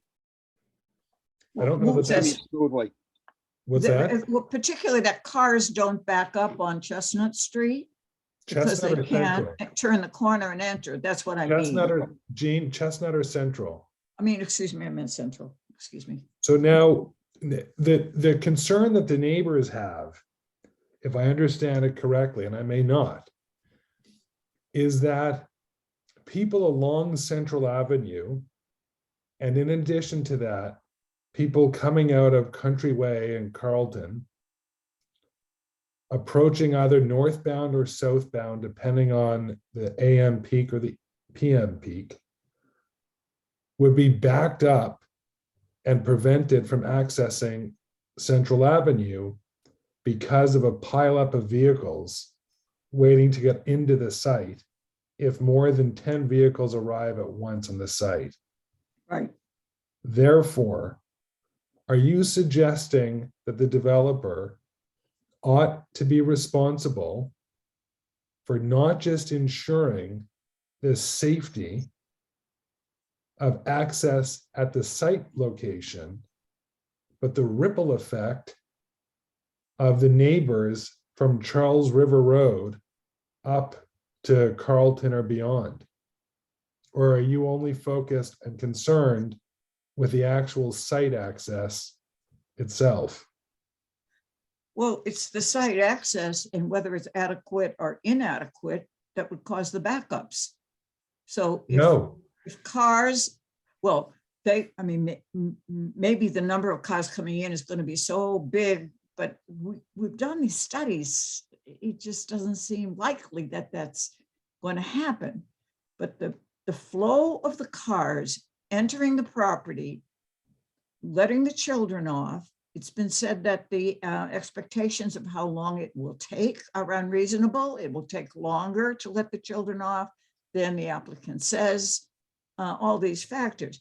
So all I'm saying is, if the cars entering the property are stuck on Chestnut Street. You mean Central? Central? I keep saying Chestnut, gosh. Are stuck on Central, and whether they're going south, so they're blocking traffic, so they're blocking southbound traffic, or whether they're going north and blocking northbound traffic, they're right there on the road waiting to get in. That's going to cause the problems you're speaking of. And so the police detail can see if that's happening. And we can have monthly reports. And if that's happening, then it needs to be solved. Of whether, for instance, people on either side of Central Avenue can make a left or right to access Central Avenue, or if they're held up. And if so, for how long? And separate from being held up, is it creating a dangerous situation for car collisions and children moving around? Is that right?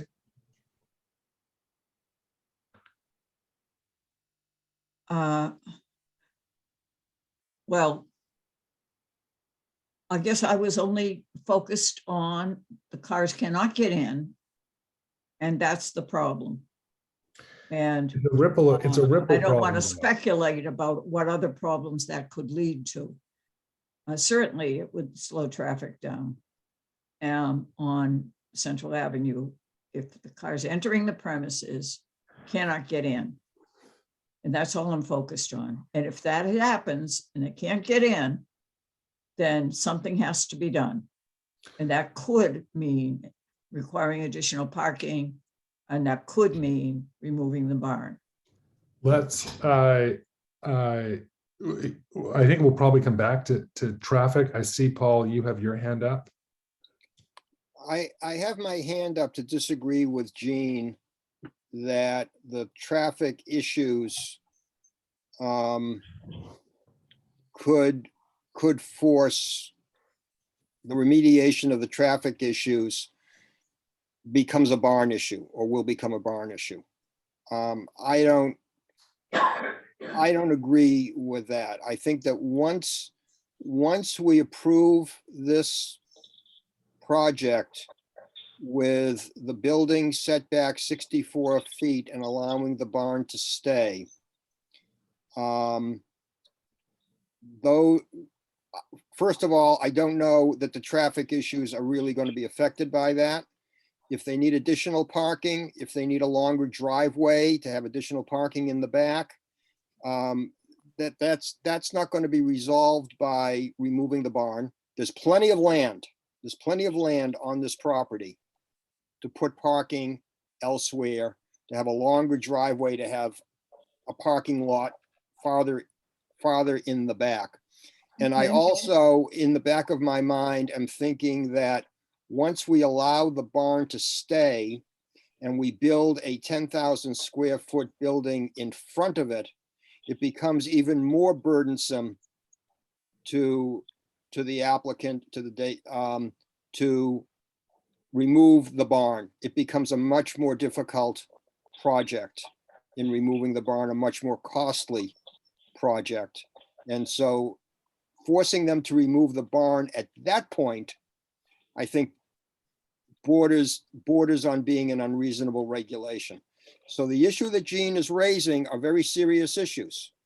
And in my mind, and we're going to talk about traffic, in my mind, it's only going to be resolved by, except for possibly forcing, a larger driveway, a longer driveway, a larger parking lot, so that the traffic within the facility flows better. It's going to have to be around the barn. And I still think that the mitigation might very well wind up being that there has to be police details, and that might be in the plural, not just in front of the building, but farther down at Country Way, in order to have human beings control the flow of traffic.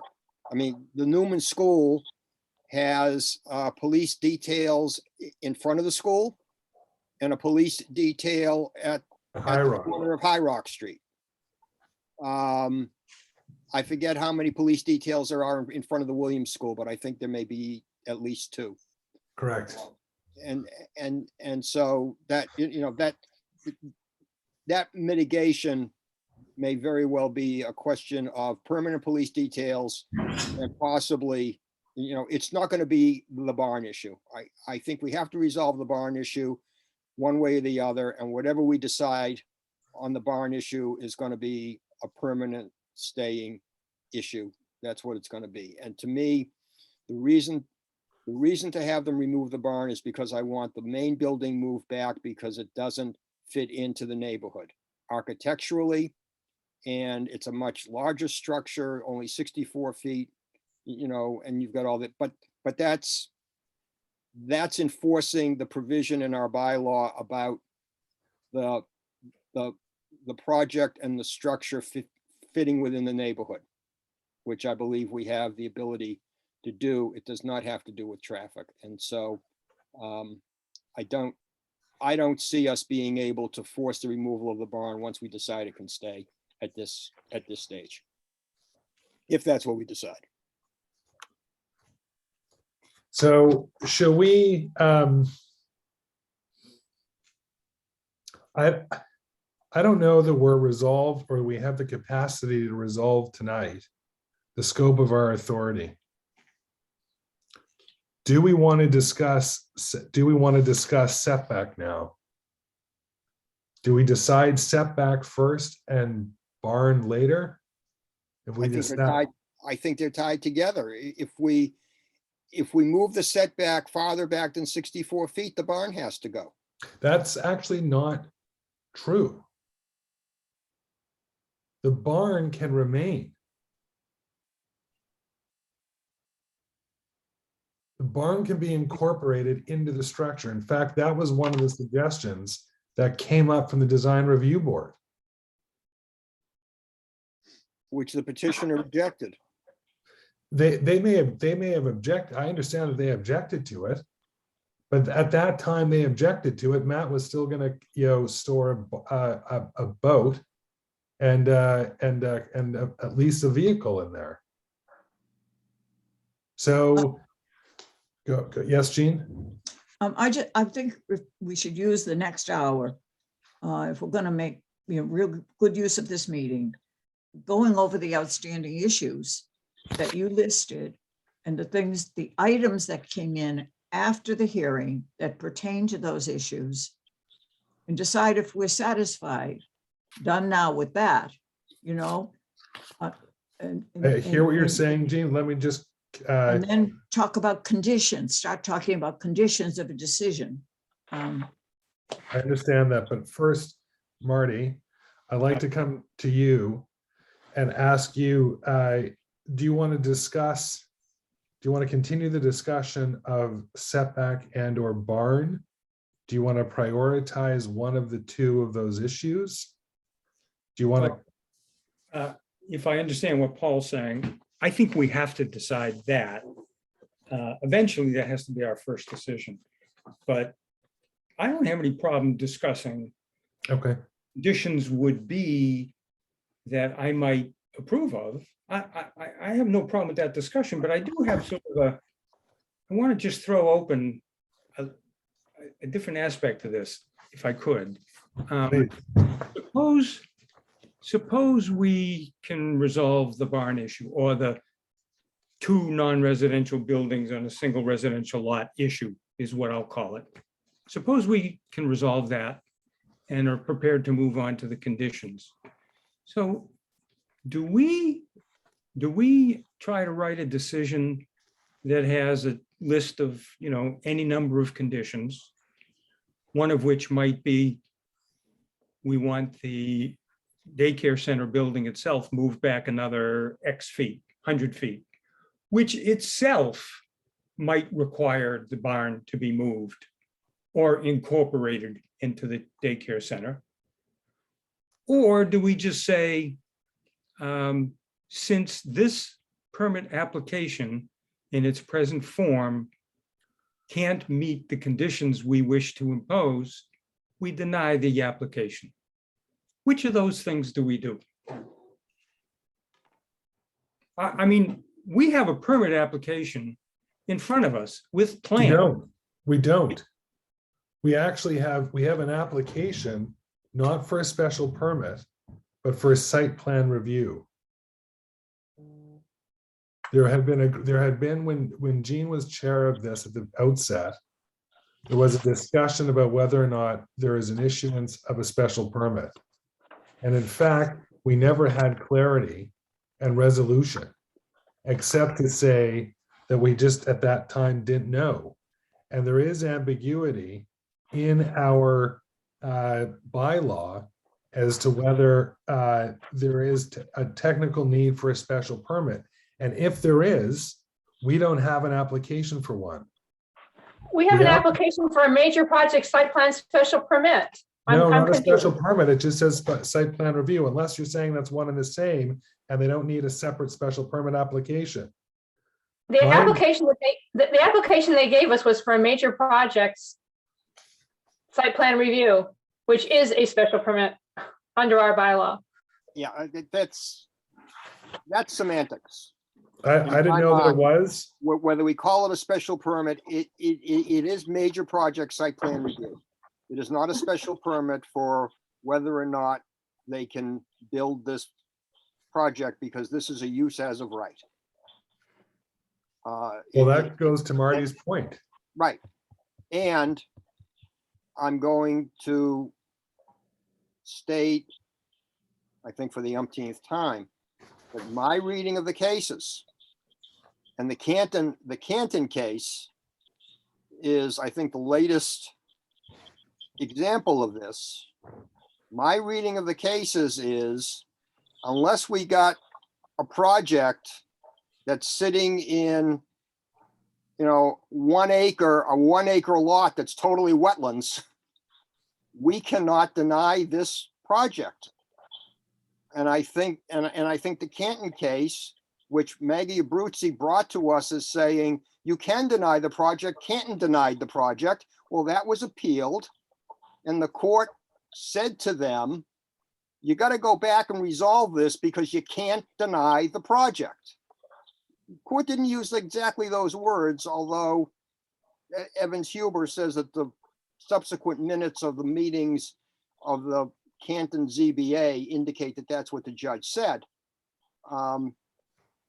Marty, I really think that if we just deny this project, the land court's going to be down on us like white on rice. Well, someone's going to be down on us. That's not something we can do. So, That's okay, an go- unreasonable regulation. All Unless they have not met the burden to demonstrate that our regulations are unreasonable. Just the fact that we're denying it makes it unreasonable, Adam. We, We don't have the burden. but the way, We have to come up with regulations that allow them to build the building.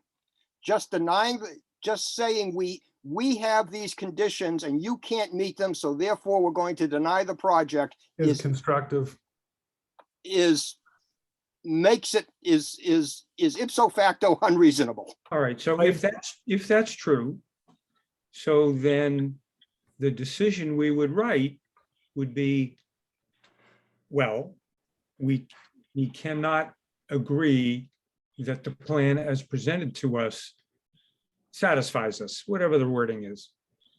But with the following changes and conditions, we can approve this. Correct, We do approve this, correct. even if those changes that we require and conditions would require them to tear down the barn. They would have the right to go to court I understand to that. argue that that's an unreasonable condition, and it's possible that the court would agree with them. It's possible that the court won't agree with them. I agree with you, Paul. I think your analysis is exactly right. Our decision would be to grant site plan, major project site plan approval with the following conditions, and would lay out the conditions. And if their point of view, if the applicant's point of view was that the conditions were unreasonable, they presumably would appeal. And the judge Now, with special permit site plan approval, I believe the appeal is initially to the zoning board of appeals. Excuse me, I misspoke. I didn't mean to say special permit. With major project site plan review, their appeal initially would be to the zoning board of appeals. You're aware of the case law on that, yeah, aren't you? I believe that's the case. Lee is saying. No, I wasn't aware of that. I thought the appeal was right to court, but I thought it was either to Superior Court or Land Court. yes, Well, that's I think my I understanding. think if there's doubt on this score, we shouldn't talk about it further. We should, take a look at the. whatever the procedure is, if they want to appeal, they're going to appeal Yes, pursuant to the exactly. proper Right, procedures. right. And Mhm. it's a de novo appeal, is it not? That's what Chris Heap tells me. I think so, yeah. Because I did raise that question with Chris at one point as to whether if an argument was not made in front of us, whether they could make the argument in front of the land court. And Chris Heap said that they could. Or evidence, additional evidence could be put in, yeah.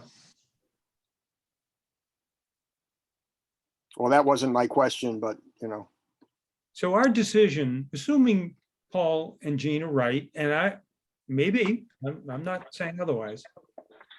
What I'm suggesting is that the decision we write doesn't have to say boo about the barn. Right?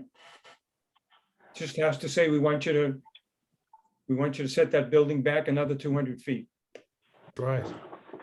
And it's up to them what they do with the barn.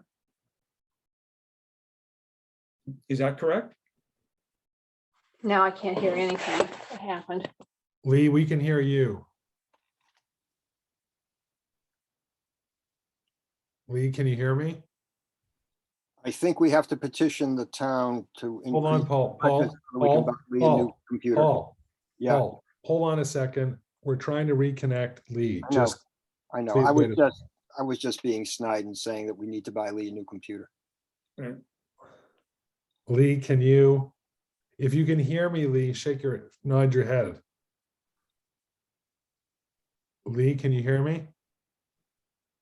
She cannot. Alex, it sounds like she cannot, it looks like she cannot hear us. Do you want to call her on her cell phone? Yeah, I'll see what's happening. Okay. When we have her, Alex, Adam, if you can come back to me, I just have one further issue I want to raise or question. Please. Do you guys want to take a 5-minute break now and while we try and get Lee connected and then, Looks like she's there. No, it looks like she's trying to. figure out her audio? She hung up her cell phone. If she unmutes Now the it's back computer. up. Lee, Yeah, can you 'cause hear me? She was communicating with us verbally through her cell phone. I understand. Lee, can you nod if you hear me? Can you nod your head if you hear me? She doesn't hear you. Ground control to Major You're Tom. Lee.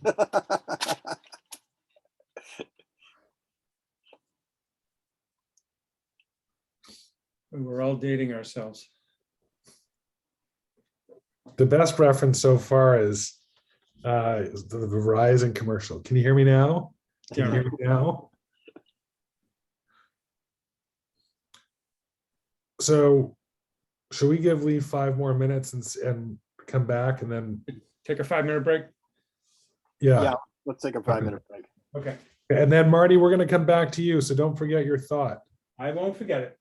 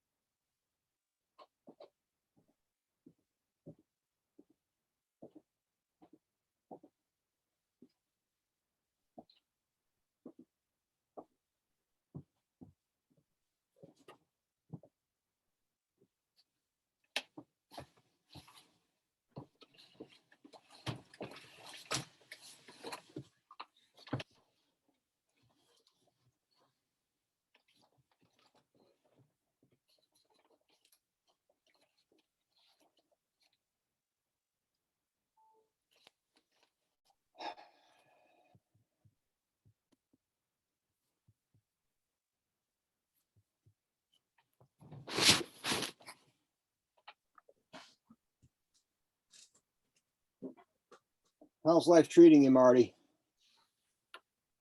I'm doing okay. Thank you. Good. Yeah, and you? We're supposed to get together with my daughter and her partner's family over the weekend, meet her partner's family for the first time. And my daughter called today to let us know that she has tested positive for COVID. So No. Sunday is being canceled. How's she feeling? She says she's had colds a lot worse than this. Let's hope it's. She's triple vaccinated, so I'm expecting that she'll just have, cold symptoms. Yeah, yeah. I'm hoping that's what it'll be, but I was I'll be a talking- concerned father and check in with her every day. I was talking to my brother in New York today. He said there are testing tents all over the streets in New York with I saw that on the news. every tent has 30 to 40 people lined up. I said, what are you doing out on the streets? Go home. That's a good point. Alex, do we have Lee? No, I'm not sure. I called her and goes right to voicemail. Well, hope everything is okay with her husband. Oh, I think so. I think it's probably a technology thing. Maybe, oh, Lee's coming back. She's connecting to audio.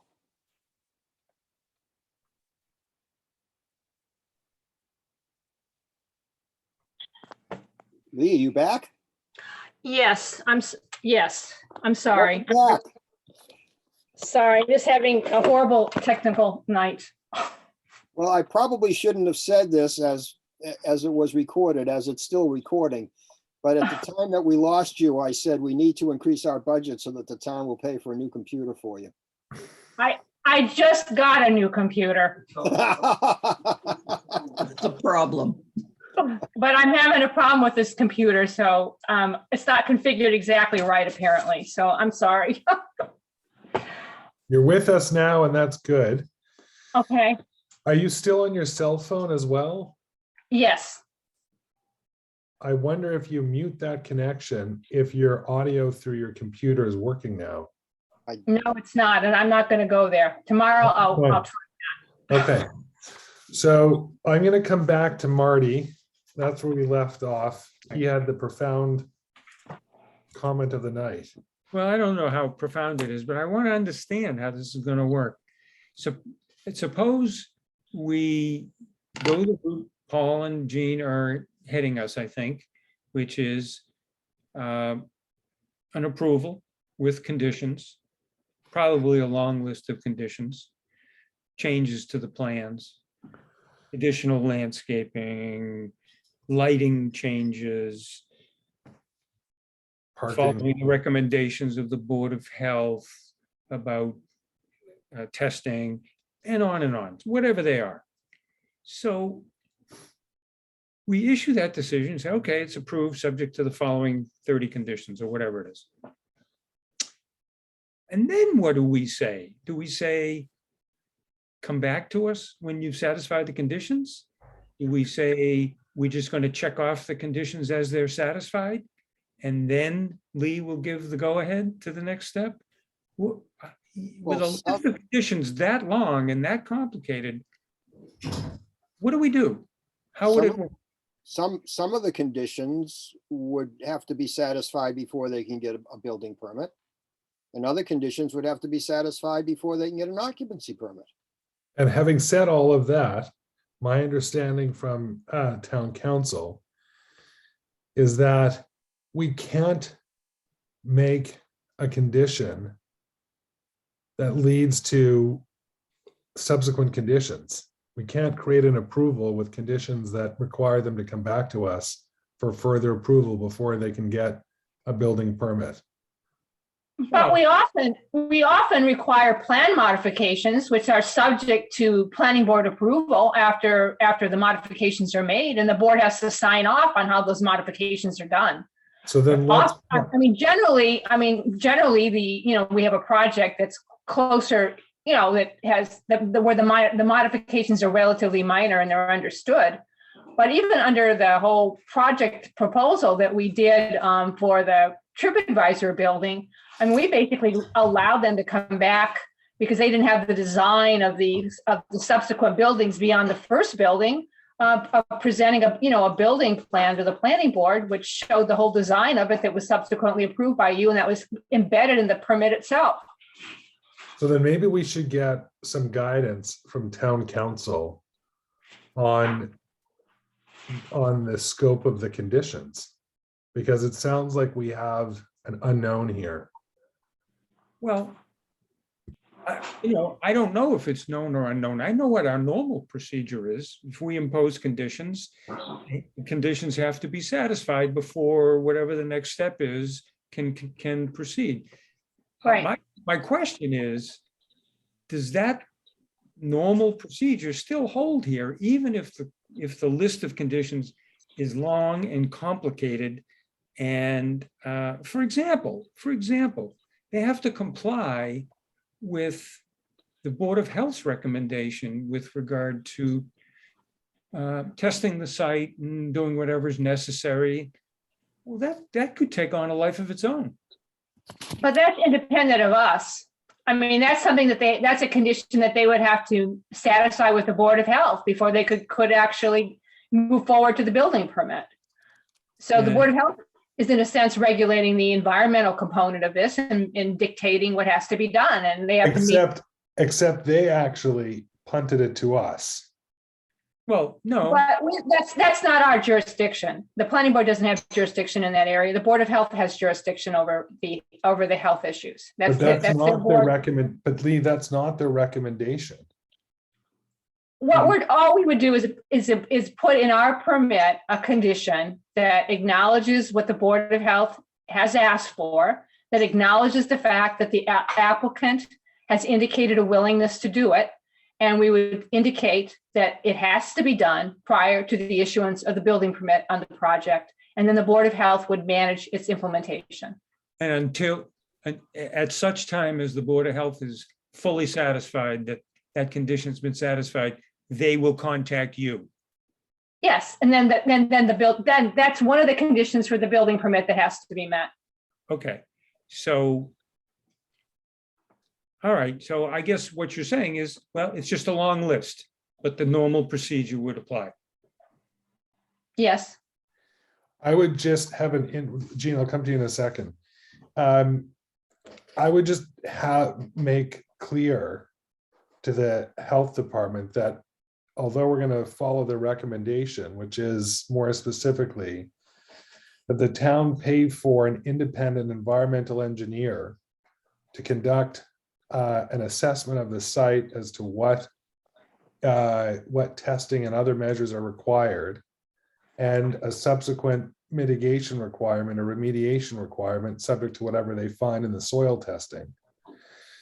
And that specifically the health department, it remains under the jurisdiction of the health department to satisfy that requirement. To be satisfied, yeah.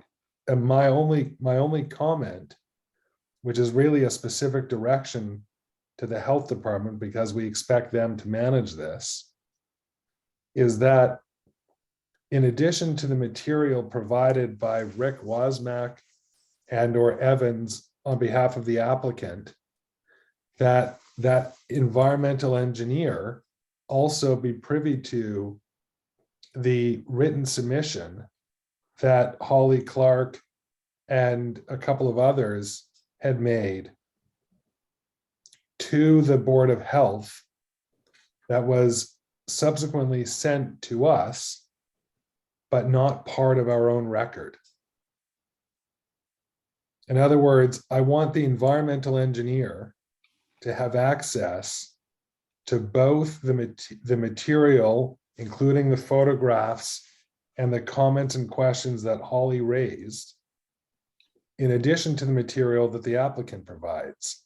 Well, Adam, if Holly raised those issues and supplied those materials to the Board of Health for their hearing, then that should be part of the public record, which means that of course they have access to it. But remember, that's not what the board wanted or chose to do. The board specifically wanted to close the hearing prior to the Board of Health's hearing, which in fact was not a legal hearing. It was a public, it was just a public comment period. But when you're saying that you want the LSP to have access to those materials, I'm saying, of course he has access to those materials. They're in the public record. Anybody has access to those materials. Well, Paul, You just want to point out that those materials are there and recommend to the LSP that he review them, the materials that are in the Board of Health. And we could probably put that in our condition. I don't know if we need to, but there's no. I don't know that it's access. It's specific direction to the Board of Health. It's not part of the condition of the in our decision, but it's specific direction to the Board of Health that they, as part of their assessment of the site, that assessment includes the material that, for instance, Holly Clark provided on such and such a date. That's all. As far in terms of the condition for the environmental impact on our in our decision, it's very simple that it's a condition of this site plan review that the town shall hire an environmental engineer to conduct an environmental assessment. It's the same words, Adam. It's the same words. We don't have, we just say, okay, have to comply with what the Board of Health requires. Fine. And Paul's right. I mean, anything that's been submitted to either us or to the Board of Health is a public record. Well, that submission from Holly Clark to us came in after we closed the hearing, and it's not part of our record. But it is part of the health department's record. I just don't know what is specifically communicated to that environmental engineer. And the wording of the health department's recommendation on who that person was very vague. It could have been read to say almost like I think it said something like a site professional. Licensed site, LSP, yeah. But that I do want to make a note. I see John Diaz has his hand up. Since we're talking about engineering, oh wait, I think he's just, disappeared. His hand is no longer up. So there goes my question. All right. So we've discussed this question about environmental engineering, and other than Gene, I think the three of us are otherwise satisfied with that requirement. Gene, do you concur with the requirement for environmental engineering? Oh, certainly. The way the Board of Health, yeah, that would be a condition of our site plan approval. Okay, so we're resolved on that point. Do we go back now to the question of this? Shall we visit the question of the setback? Or do we want to discuss some other lighter issues and come back to that another night? I just want to make a comment about the general idea of where we're going with this. And I think the only thing about our conditions is that they have to be clear. And as long as they're not vague and ambiguous, we can, as Lee said, have a condition that the site plan needs to be revised. That's a customary part of our decisions. But we just have to be clear on what we want. And then lay it out in the conditions. So if you want to move on to the setback, sure. That's fine. Well, I think Adam was asking whether we want to dispose of the things that are easily disposed of, that are quickly disposed of. Mhm. So if that's the case, then the next up on my list is parking. Do you want to talk about setback? We could, but I wonder if we're better to discuss setback when we have that spreadsheet from town council that may give us greater clarity on the concept of reasonable regulation. It's up to you. You're the chair. So that means we won't discuss that until another meeting, okay? Well, I have to agree with Marty, you're the chair. No. That's true. That's true. I am. If I guess in terms of the setback, that's going to partly be informed, at least in my mind, on any subsequent material, a subsequent discussion that we may have on the scope of our authority. My current position on setback is, provided either directly through the Dover Amendment or through the uniformity of our other zoning bylaws. If that is lawful, then I would advocate that, since the most analogous use in the neighborhood is the temple, I reviewed the decision. I apologize, my diabetes alarms are going off here. I just have to settle those. I apologize for the interruption. I reviewed the decision of, I think, the ZBA in the granting a permit for the demolition of the prior building at the Temple Aliyah and the construction of the new building. And as part of that decision, it was affirmatively decided that, quote, in keeping with the character of the neighborhood,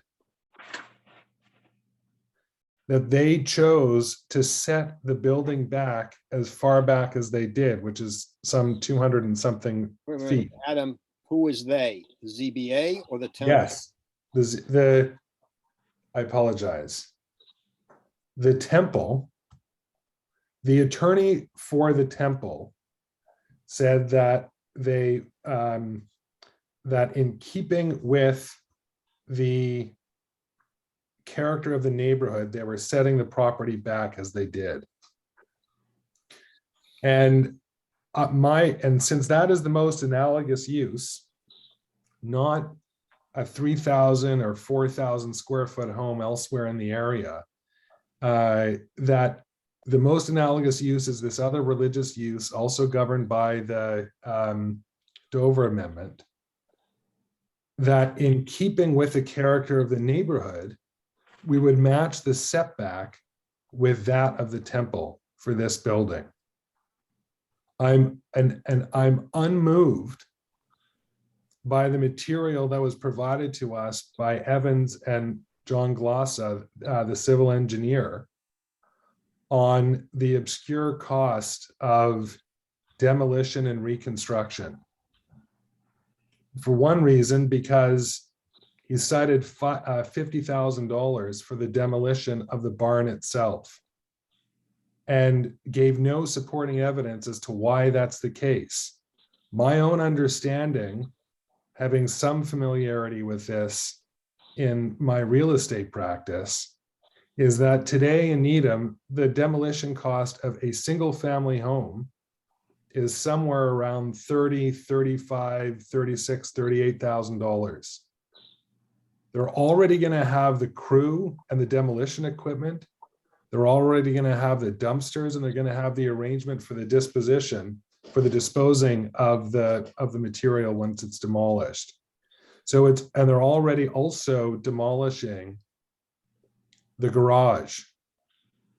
So as far as I'm concerned, it's an incremental increase in demolishing the barn. And I'm hard pressed to understand, especially based on the information we have before us, how that $500,000 or how that $50,000 cost was arrived at. So I'm unmoved by that. And then there are a number of other costs that they had for the reconstruction of a new barn or another accessory structure elsewhere on the barn, which range from $500,000 to $600,000 and $4,000. So I think that I advocate that this building be set back in keeping with the temple. Ideally, that would include access to the existing barn, that it does not need to be demolished nor moved elsewhere on the site. But it's their choice to demolish it. That would also enable greater parking, which I think may be deficient by a little, not by a lot. And it would get more cars off Central Avenue, which would also be an additional benefit, and easing the traffic burden, and therefore elsewhere on Central Avenue, but in the immediate area, and would also create a little more safety, for let's say Matt Heideman's kids, onboarding and offboarding the bus, and when they're older, walking up and down, Central Avenue, and other kids in the neighborhood as well. So I see it as accomplishing several legitimate municipal interests with that setback. Can I just ask a kind of a question that sort of precedes what Adam just said? Paul asked the question, can we talk about setbacks? Adam wants to require this to be set back further. I get it, but I think the initial question is, we all agree that we have it within our authority to discuss changing the setback to something more than what it is now, even though where it is now, according to the applicant, is perfectly okay under current zoning. And in other words, it exceeds the existing zoning requirement. It exceeds the existing minimum setback. Correct. Do we all agree that we have the authority to require the setback to go further? If I may respond Jean. to that. I think ultimately that authority is to be determined by a court. If that is appealed, And the question will be whether the setback that we insist on as a condition is reasonable or not. And I think that's what the case law that we've been talking about and that we've read has said. Is that a reasonable condition? And we'll have to prove that. Because we're going beyond the, excuse me, have I misspoken on that, Paul? Go ahead. Yeah, Finish your thought, well, please. it's up to us. We have the burden of proof to say that this is a reasonable condition. In the case of the 30-foot setback, if the opponent wanted to argue for a 20-foot setback, they'd have to say that, the burden of proof will be on them to say the 30-foot setback, which is what the zoning calls for in this district, is unreasonable. But to say it should be whatever this temple is, let's say it's 120 feet, we're going to insist on that. The courts would look at whether we're being reasonable or not. And ultimately it goes to whether we're, creating a situation that would make it impossible or very expensive or difficult to actually have the daycare center there. Now I can go on and say what I think about what the setback should be, but I'll stop there on what our authority is. Well, I think you already told us that you were satisfied with the setback. Yes, okay. So Paul?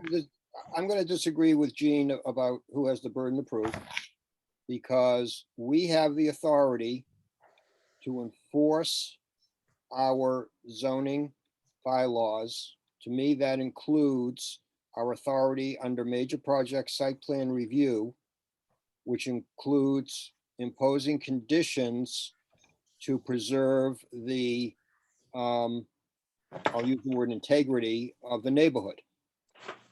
And so but then the Supreme Judicial Court goes on to say in Tufts that the burden of proof as to whether our enforcing our legitimate bylaw, the burden of proof is on the petitioner to prove that it's unreasonable. That's the way I read it.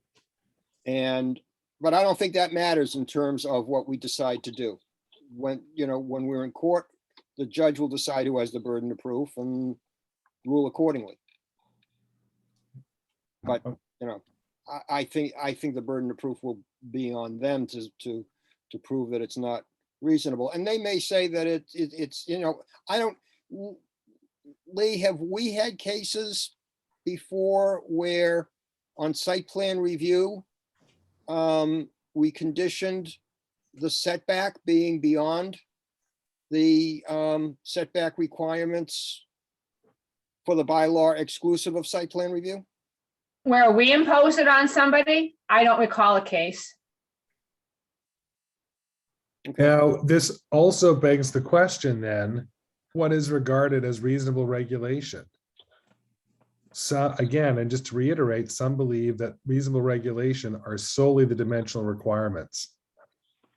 Others believe that reasonable regulations can include things else, other sections of the bylaw. And Paul, to your point, we're saying that, for instance, under the purpose of site plan review is to, among other things, promote development which is harmonious with surrounding areas. Right. And I believe it comes up, it does not come up. Then it also comes up under review criteria. Well,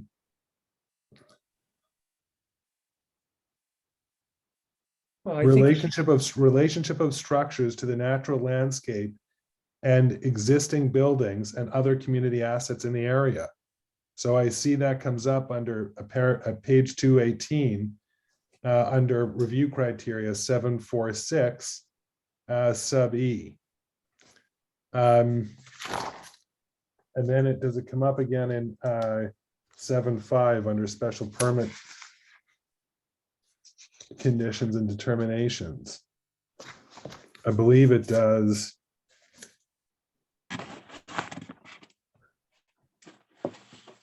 Yes, it comes up under at 7522, modification of the exterior features or appearance of a building or structure to ensure compatibility with surrounding buildings and uses.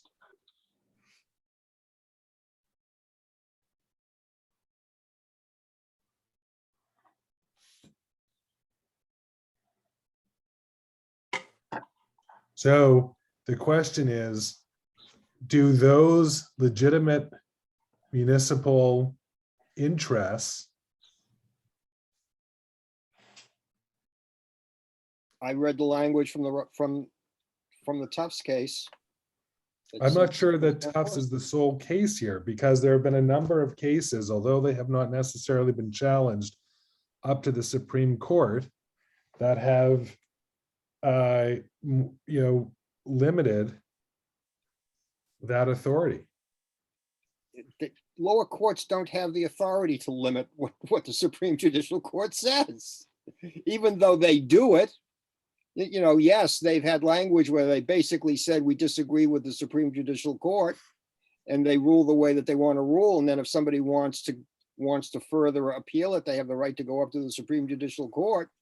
But, I've been practicing law for a long time. I went to law school, and my understanding is when the highest court of the land says the law is such and such, that's the law. And the highest court of this But I'm land is the not- Supreme Judicial Court. But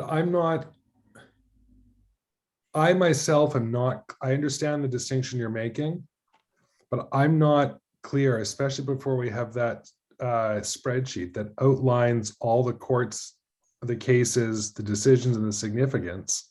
That's why I was suggesting that until we have that clarity on that essential point, that we do punt off to these, more minor in comparison Yeah. elements.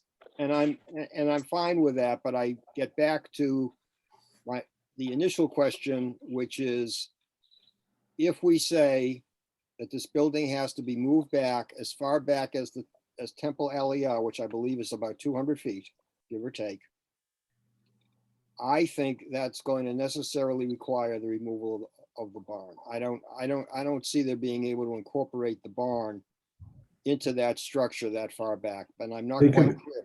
They could redesign it and Well, how redesign. How far back is the barn? We have the plans. I think we can figure out how far back the front of the barn is. I don't think it's 200 feet. I think, It's farther back than Temple Aliyah by It's about 50 feet. Okay, Just- well, actually, on the zoning table, it's identified as being 211 feet back. okay. No, Yeah. wait, no, no, wait a second. That's outbuilding 1. Outbuilding 2 to remain, which must be the barn, is 276 feet. Okay, then they could incorporate it. Yeah, I see where Temple Aliyah, the front of Temple Aliyah is a lot further in front of the existing barn. So, yeah, if they could very possibly design this in a way that preserves the barn, that has this structure this 10,000 square foot structure that they want to build, kind of surround the barn or be incorporated into the barn in some way.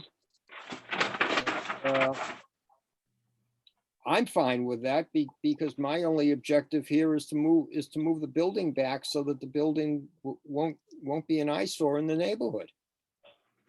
Because the design, I think the design review board was clear that they thought the design did not fit into the neighborhood, and pushing it back. That's true. That's, to be clear, that was true for 2 reasons. One, because it being so close to the street, the sheer size of it was out of character.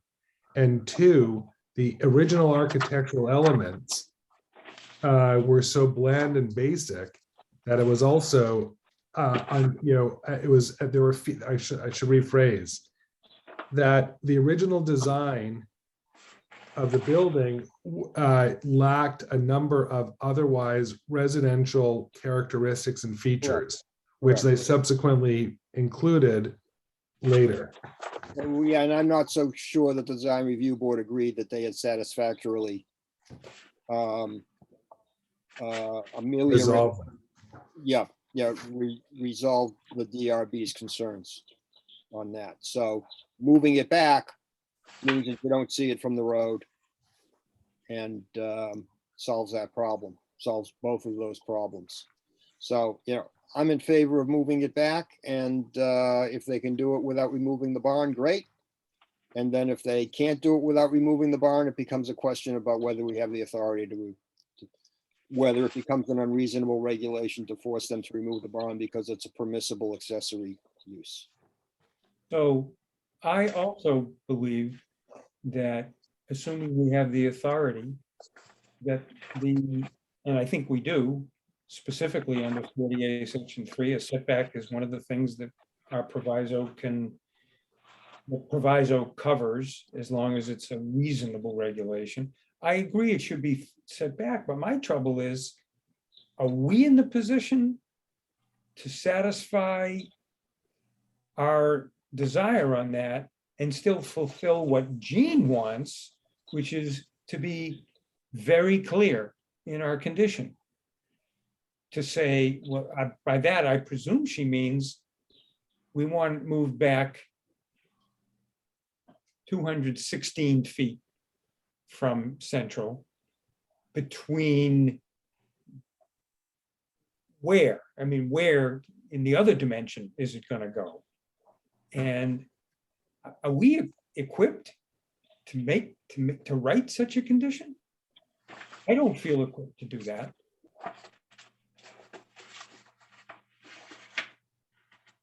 Marty, who would be equipped? I don't, we have the obligation to write the conditions. How are we going to do that, Gene? I agree that we should be as clear as possible in the conditions, but how are we going to do that? Well, what I'm trying to avoid is the necessity for a whole new site plan that might raise its own conditions or issues, such as moving everything back even closer to other residential properties. Might raise some concerns. I understand there's some wetlands in the rear. If they simply take that building, move it, the same exact building, move it back, they still will have to redesign their drop-off area. Parking. There's really no way of having a clear decision that just says move the building back X feet, and otherwise have the site plan the same. The only way that can be done is being very clear that that involves removal of the barn, because it has to. There's no other way to do it. Otherwise, we're reviewing an entirely new site plan. And, I don't know, I'm a little concerned that goes beyond what we can do without a hearing. I don't know. I'm afraid I'm uncertain about that. You're also going to have to redesign the parking and the traffic flow and all that stuff. It's all going to have to be redesigned. That's my problem. I think when we lay out the conditions like this, I just don't see how we're going to be able to do it. Let me ask an alternative approach. What if we reopen the hearing and discussed all this as we're doing now directly with Evans, let him know the thought of the planning board once we resolve this, and they'll object to it, and it'll cost them more time and more money with more professionals to redesign it. And on that basis alone, they may choose not to do it. Not to do what? Not to submit a new design. In which case, I guess they're not coming in for a permit or a site plan approval, which makes this then constructive denial. Absolutely. And if I were Evan Huber, I'd be running to land court the next day. And we would expect that that would, that he would prevail on that basis Yeah. alone. That's right. In which case, the land court's authority would be to grant them their initial petition. I want to, may I step back a bit, just to understand the process? It was said earlier that we cannot deny site plan approval. We can only condition it. Correct. That's Um, my understanding. That's based on case law, that it was presented with a plan. It does not meet what we consider our reasonable requirements. We deny the plan. We deny site plan approval. We can't do that? I don't think we can. First of No. all, I'm not even sure we could do it exclusive of the Dover Amendment because of the Prudential right. versus Westwood case. Right.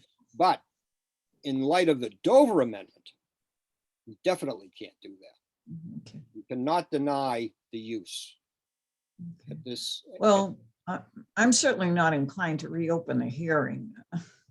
Gosh, I mean, this has gone on and on, but to the and- extent we can make our conditions clear, that's all.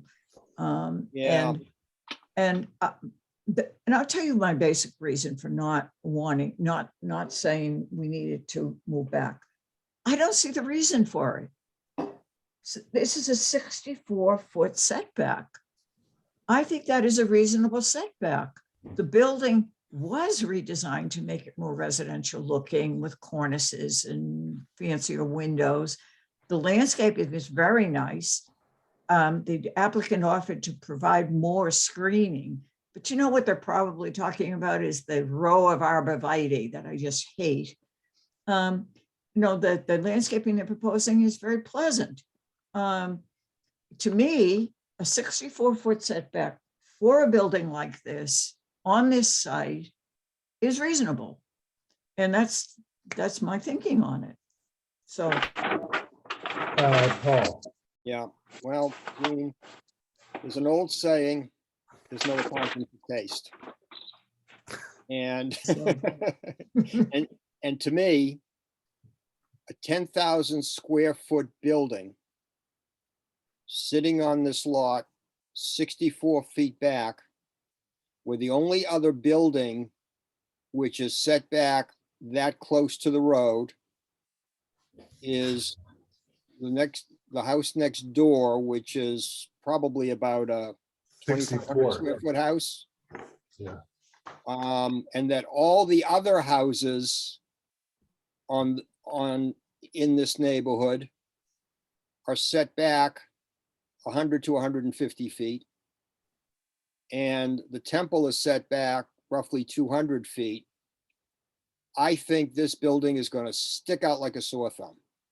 And it's going to be ugly to have a 10,000 square foot daycare center building plot there at 64 feet back.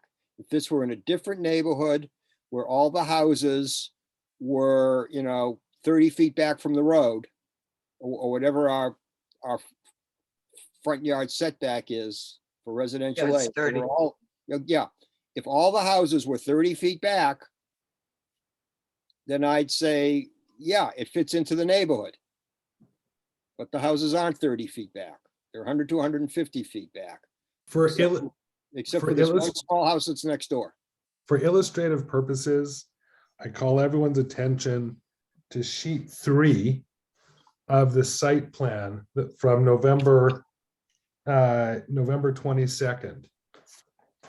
On sheet 3, it shows Matt Heideman's property on Central Avenue, and it shows some element of the existing of the proposed daycare center being a couple of feet in front of that. But when you compare the mass between what really is the west facade of the building, which is the widest section of the building, with that of Matt Heideman's house, it is way out of character. It is substantial. It is substantially out of character. And then that sheet also shows you where Temple Aliyah is. Relationally, as between Matt Heidemann's house, Gene, and Temple Aliyah, the sheer mass of this building would seem much more in keeping if it's set back at the same distance of Temple Aliyah.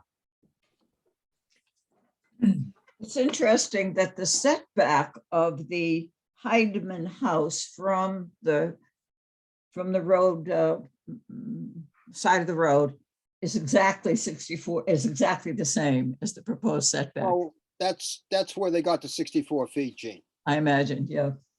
Yeah, but that's how they got the setback. That's Mhm. why they agreed to that setback. It's That's, just absolutely dwarfing Matt Heidemann's house. The other point is, if it's true that, forgive me, that there is a municipal interest in section 4 of the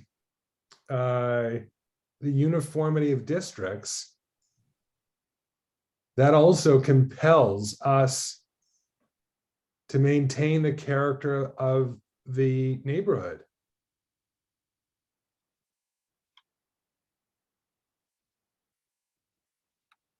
Any zoning ordinance or bylaw which divides citizen towns into districts shall be uniform within the district for each class or kind of structure or uses permitted.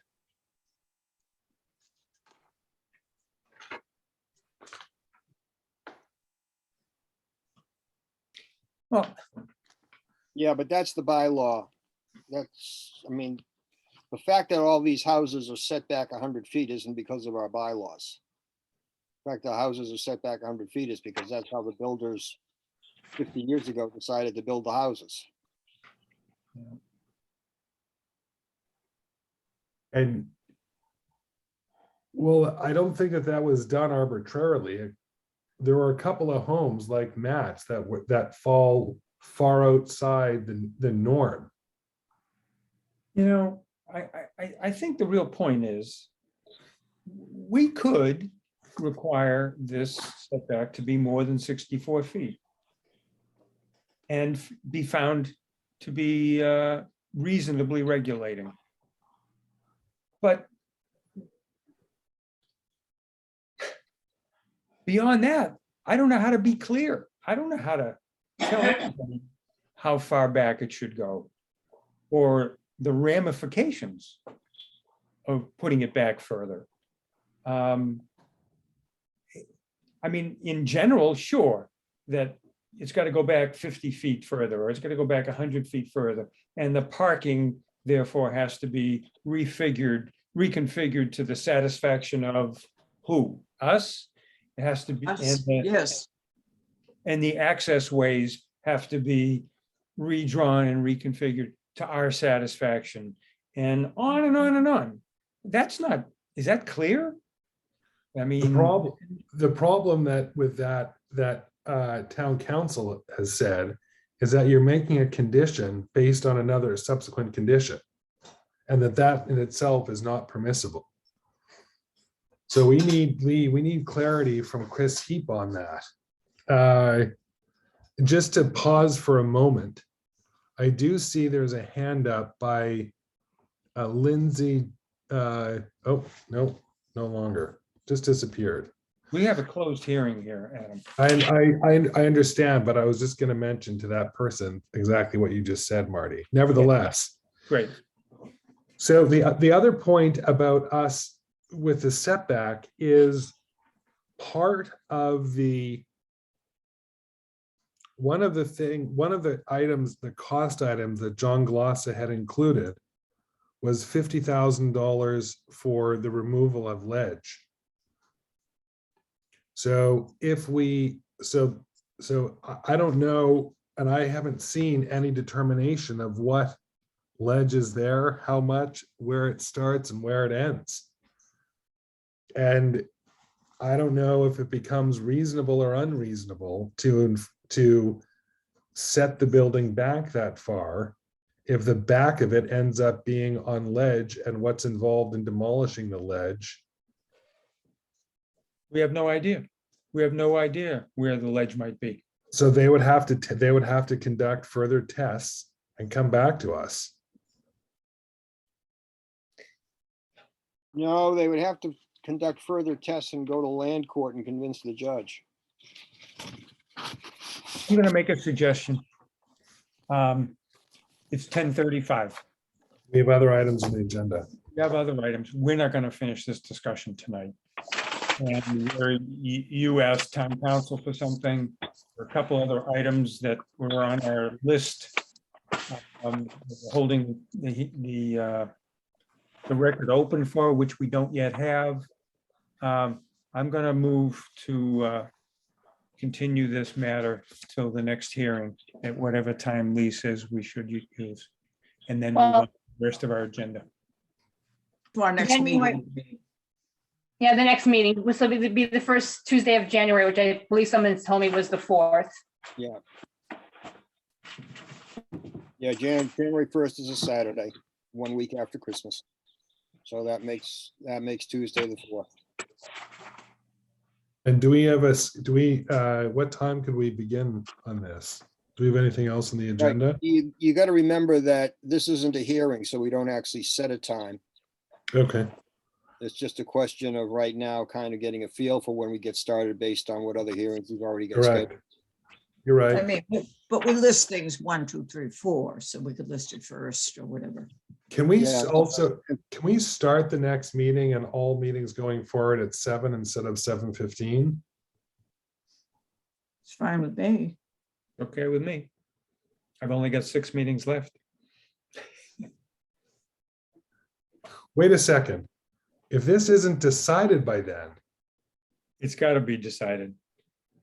so If you it's not decided by then, and I'm not around anymore, you don't even have 4 people, yes, that's exactly right. right? So we need to understand the clarity of the setback in the next few meetings. Among other Well, things. yeah, you need to record a decision with the town clerk within 90 days of the closing of the hearing, or you have an approval by default. So we need to move forward. Right. Good point, Lee. Good point. So, we have a motion to continue to January 4. We have a second? I'll second that. Any discussion? Hearing that, I'll come to the vote. Paul, Aye. Jean, Aye. Marty, Aye. the chair is aye. So we'll dispense with this until January 4. Thank you very much, folks. Lee, do we have hearings scheduled for the 4th? No, Oh, good. no, it's a relatively light meeting, although I do want to, move forward on breweries if we're going to be doing something in the spring, because, we have a warrant. Well, we're gonna start discussing that as soon as Natasha can come back to us.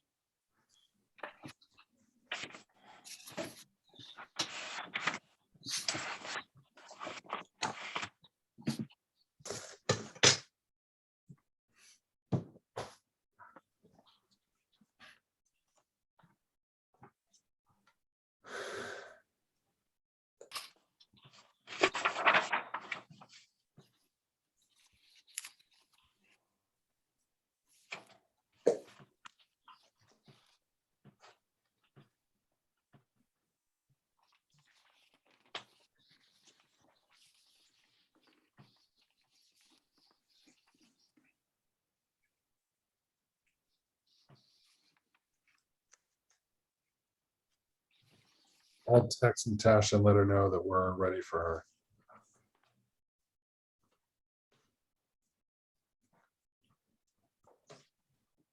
Oh, here she comes.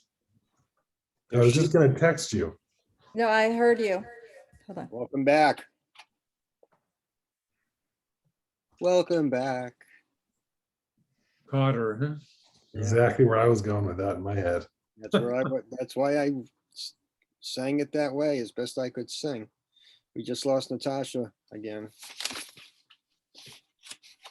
No video, no, and on mute.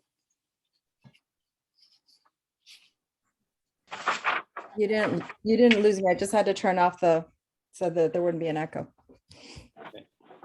So the next item on the agenda is consideration of zoning to allow brewery uses in Needham.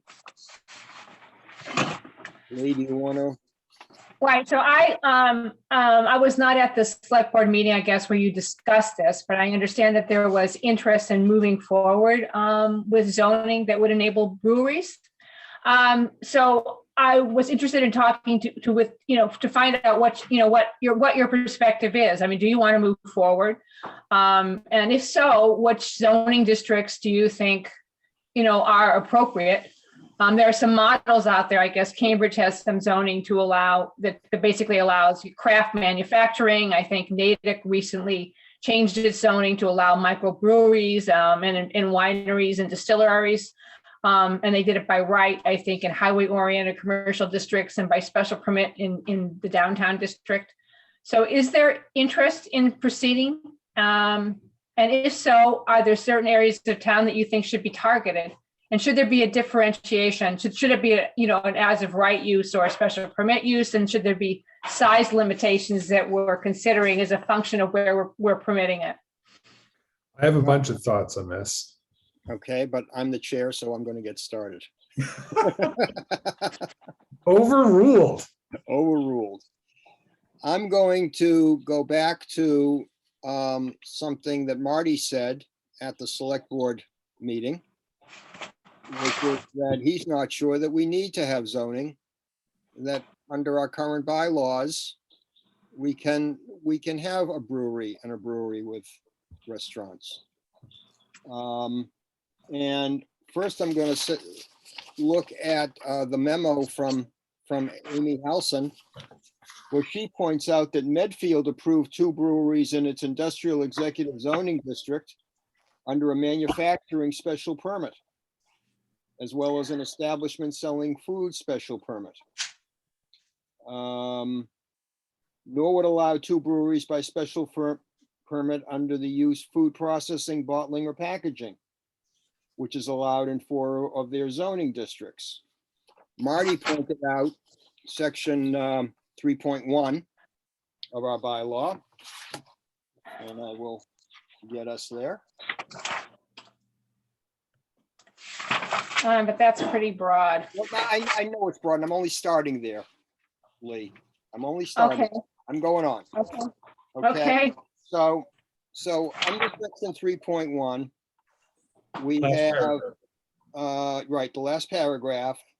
It says, notwithstanding the uses set forth in the schedule of use regulations in all industrial business and or commercial zoning districts, including mixed use 128, if the planning board determines a use to be in the same general use category and is similar in kind and is similar in impact to a use allowed by section 3.2, and then if it's as of right, it's as of right. If it's a special permit, it's by special permit. We can allow it. So that's kind of a catch-all if we need to get there. I went through our bylaws and I found that in industrial and industrial 1, we already allow for restaurants by special permit. We allowed for food processing for wholesale, which may or may not be applicable or similar by special permit. And we have the all-inclusive, any lawful purpose not enumerated elsewhere. So to me, it's already allowed, I believe, in industrial and industrial 1, if for no other reason than it's a lawful purpose not enumerated elsewhere. I agree with that. Okay. In the business district, the business districts, I'm not sure that we can have it under the business district, except under possibly under 3.1. in the New England, in the New England business district, we've got wholesale distribution as of right. We've got light manufacturing as of right. We've got restaurant by special permit. We've got more than one use as of right. In Highland 128, we have restaurant by special permit.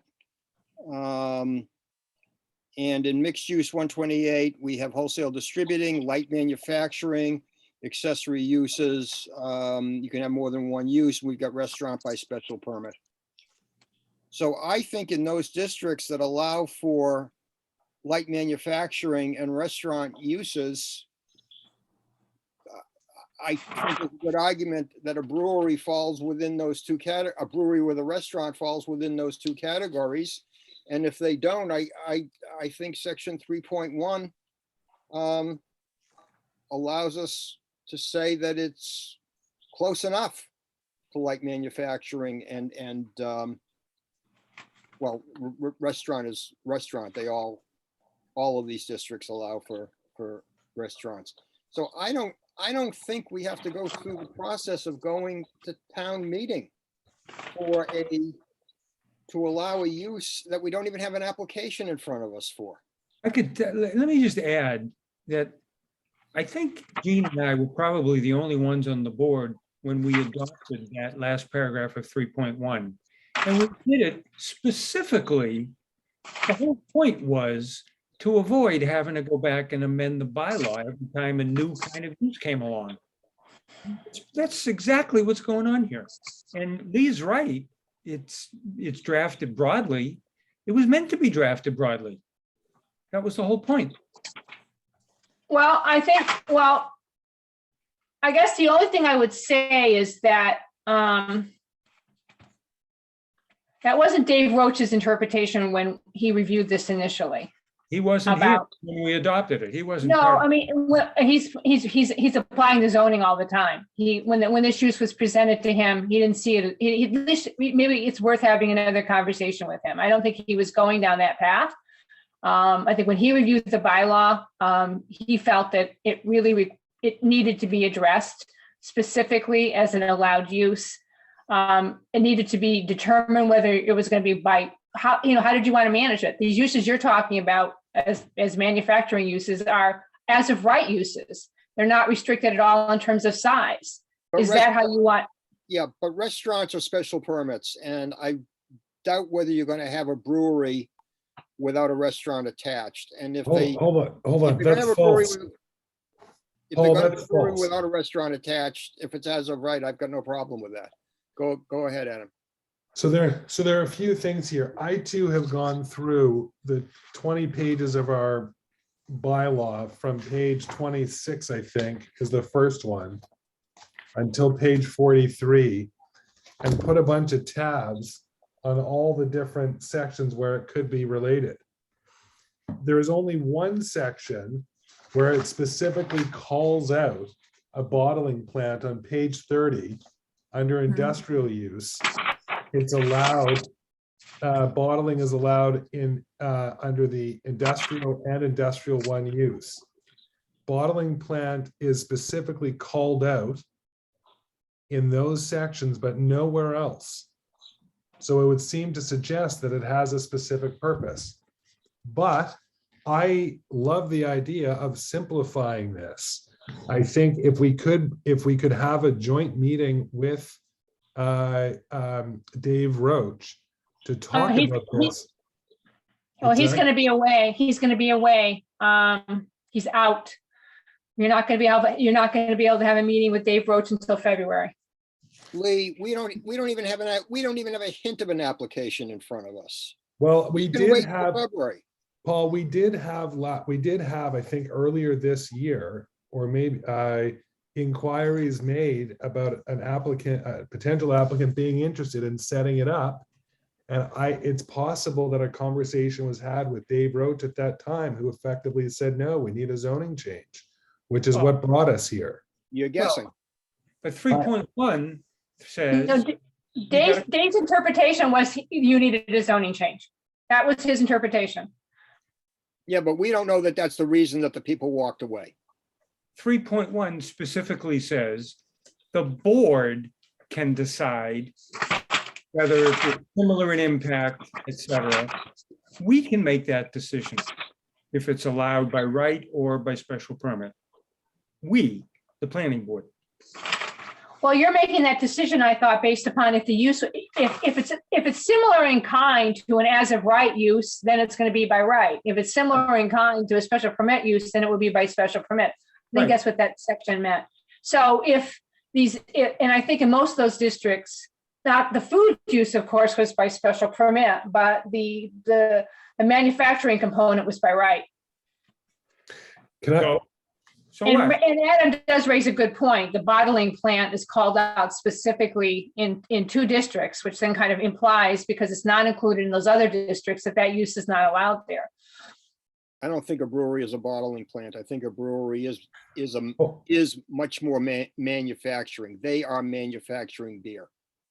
and they also have to bottle it in order to sell it. That may be, but that doesn't make it a bottling plant. It still, to me, makes it a manufacturing plant. I mean, every manufacturer has to put the product that they're manufacturing into a container. And if that container is a bottle, that doesn't make it a bottling plant. It makes it a manufacturing plant. Well, that's a contradiction in the Um, bylaw. They make a Yeah. distinction. I think the bottling plant was specifically put there for Coca-Cola, which was already here.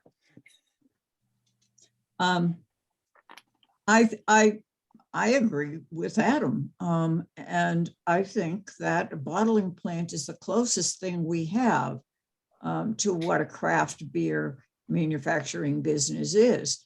I mean, even when Coca-Cola originally, I know Coca-Cola is just a warehouse distribution place now, but I assume at one point it was actually making Coca-Cola and putting it in bottles. And I think that what we're dealing with is we've got a use that's the closest one to what we're talking about. And it's allowed only in the industrial 1 and the industrial district. And if we want to allow it in other districts, and maybe some places by right, some places by special permit, perhaps we could amend the words, bottle, instead of bottling plant, make it more clear that this includes craft beer manufacturing and bottling, and just decide where we want it.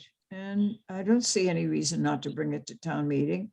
Or we can go ahead and say, yeah, we want bottling plants. We can have them in our manufacturing districts. They are here, here, here, and here. I mean, excuse me, our industrial districts, and go ahead and give it a try. But I have one more question. The restaurant aspect of that isn't necessarily a customer, we were talking about customary accessible uses. I think it's 2 uses on one parcel. Right? And don't we always require a special permit for 2 uses on one parcel? I mean, I seem to recall we've done that a lot. Well, no, in some districts, we got rid of that. So yes in some and no in others. Yes, and some no in other words. Okay. Yeah, Well, more that's the way I than, see it anyway. more than one use in the New England Business Center is. By right, I bet. Yeah, more. Paul, what page are you on? Oh, I don't remember. It's Oh, like 3.2.4, I think, is the New England Business Center. Right, but like in the center or Chestnut Street, it's by special permits. I'm It's sorry, I fair. do have the page numbers, Adam. It's on page 49. so right. It's not part of the use table. No, the New England Business Center, the Highland 128, the mixed use 128, those are Yeah. separate sections. Mhm. Right. Um, Right. More than one use on a parcel in all the business districts is special permit. More than one use in industrial and industrial 1 is special permit. Highland 128, more than one use is by right. And in mixed use 128, more than one use is by right. But a restaurant is by special permit, so it would have to be by special permit anyway. Natasha, you're being patient. Thank you. No worries. So two things. One is, I think that we should designate, I understand what Marty's saying, but I think that we should designate it in the industrial and we need to look at the commercial districts to see if there are areas where we want that as well. The other piece is we talked about food trucks as well, which I don't know how that aligns with this, and pop-ups so that people that could come in and have restaurants in a pop-up way. So I don't know if we deal with them three independently or if they're all together. Well, yeah, I didn't like the idea of having beer go out to food trucks. And I'm not sure that I like the idea of breweries and beer that kind of a setup being a pop-up. I think they're all separate things. I'm not talking about beer being in food trucks. I'm talking about beer gardens or breweries. Food trucks as a separate piece. Where can we allow food trucks? And then where would we allow pop-ups? Adam? I'd like to take a second to talk about the different types of models of breweries, because they range and the range can make it applicable in a business district, from a business district to an industrial district. So I'll give you one example. You could have a large facility that maybe is, let's say, around 10,000 square feet, that has these massive drums in which they're, brewing different kinds of beer. And today the fashion is typically having a Pilsner or a lager, plus an IPA and a double IPA. And you can have anywhere from three or four or six or more. Different breweries manufacture different types of things based on the market segment they're in. Now, when some of those can tend to a larger facility like that, then once they want to do several things at once. They want to attract people there. They want to create an experience, which includes multiple uses. There are kids playing Frisbee and cornhole. It's allowed. They also may sell water and Coke, and lemonade to the kids. Obviously, you can't sell the alcohol to people underage. They can have food in some of their food service as part of that complex or part of the facility. They'll also take a piece of that 10,000 square feet. Maybe it's between 500 and 1,000 square feet, and it's just a beer shop. So you go in, there's a bunch of coolers, refrigerators, and you can pick out whichever type of beer that you want. It's packaged in cans of 4, sometimes 6, more, whatever the case is. They also, in that retail section, may sell beers, hats, shirts, toques, as we call them in Canada, all kinds of other related merchandise and paraphernalia. There are some instances where, for instance, let's say it was a location like where Cook is. You may only manufacture in that space. You may only have the capacity to manufacture 1 or 2 beers, but you might manufacture other beers off-site. And there you would have a restaurant and as a separate part of the same space to be able to sell the beer separately and these other paraphernalia. And that would work great with some kind of a food service in a place already like Cook. But there are other places that are smaller. They may be 2,000 square feet or less. And you can just, and it could be more suited for a center business type location or somewhere on Chestnut Street, where they may in fact not even manufacture anything on site, but they sell the product which is manufactured elsewhere. And just lastly, there are other types of businesses that actually work really well that don't want a food service as part of their operation, but they promote other local restaurants by encouraging delivery from takeout of the nearby local restaurants. And if they're So, not Adam, served by that, then yes, like Natasha said, they can be serviced by food trucks, which is seen as a benefit as part of the experience. Adam, you're begging the question. Why are we going to town meeting with a bylaw where we don't even know what kind of a setup? You've just described 15 or 20 different setups. How do we go to town meeting without even knowing what somebody might want to do in town?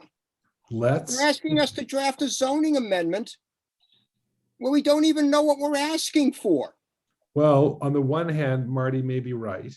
Technically, I think he is. But secondarily, I think it's up to us to determine the policy of what type of operation we want to see and where, including dimensionals and Except any other for one restrict. person coming forward who has since walked away, we have had no interest coming to town and saying. Paul, that's not true. You're wrong. We've had at least one and maybe another party that was seriously interested and walked away. And I think there's another party that may be interested. Well, So fine, if that party's interested, let them come forward and talk to us. Well, And if they were stymied by our building commissioner, that's a problem. We need to have But they consensus. have to talk to the planning board. We've had people come to us. Look at Avery Square. Look at what we did there. They had a buyer. They had a project that they wanted to build. They needed a zoning change. They came to us. We worked with them. We did a zoning change. But you can also look at Muzzy. I can argue this all day long, both That's right. sides. And Muzzy took years. Muzzy took years. When did we get started with Muzzy? 6, 7 years before it got finally passed. You want to start a process, it's going to take 6 or 7 years. You're not going to have a brewery here for No, 10 but I years. would like, no, but I would like to see us have a little bit of policy and be intentional and identify where we want the use, restrict it in other places, and let the market decide in the meantime if they come to us. but I don't know. I don't know where we want it to be because we have so many different districts and so many different possibilities that you just raised. You know, we're not going to have a 20,000 square foot brewery and restaurant in the center of town. But we might have it in the New England Business District. Exactly. So let's talk. Why are we spending our time going through that? Again, it's going to take years to determine that we want this kind of a brewery here and that kind of a brewery there and this kind of brewery here. And then we're going to have public meetings and we're going to have neighborhood meetings. This is why Marty's telling us we put 3.1, the last paragraph in here to begin with, to avoid having to do that. Fine, if that's the case, and everyone agrees with that, then Lee, we need to do a much better job at developing a process. So when someone calls Amy, Well, I don't know that Dave agrees with Paul's interpretation. You know, Amy called Dave and Dave said he's reading it, you know, and the only place he thought it could go was industrial 1 or industrial 2 because the use wasn't called out there and you had discretion and it wasn't really allowed anywhere else. That was his interpretation of the zoning and he's the one that applies it. So I guess the question is, do we interpret the zoning? Does the zoning board interpret the zoning, or does Dave Roach determine the zoning? Dave Roach interprets it. well, Dave Roach interprets it at the first level, but I think this planning board is the final arbiter. It's Well, certainly Dave- not the ZBA. When he's in doubt, he comes to you, but he wasn't in doubt. He was not in doubt. So 3.1 makes no reference to the building commissioner. no, but State law. That's what. You're saying that paragraph of 3.1, Gene, is in violation of state law? No, I'm saying that the authority of the building inspector to interpret the zoning bylaw is established under state law. And if somebody wants to do something and is denied a permit, then they appeal to the zoning board of appeals and says the building inspector is wrong. And the zoning board of appeals then decides. And if the zoning board of appeals agrees with the building inspector, they still think he's wrong, they take it to court. So you're saying under that interpretation, 3.1 would never come into play. No, Dave would make the decision that he thinks that this particular use that's being proposed is very similar to some other use in the bylaw, and you should go talk to the planning board about it. But Gene says no.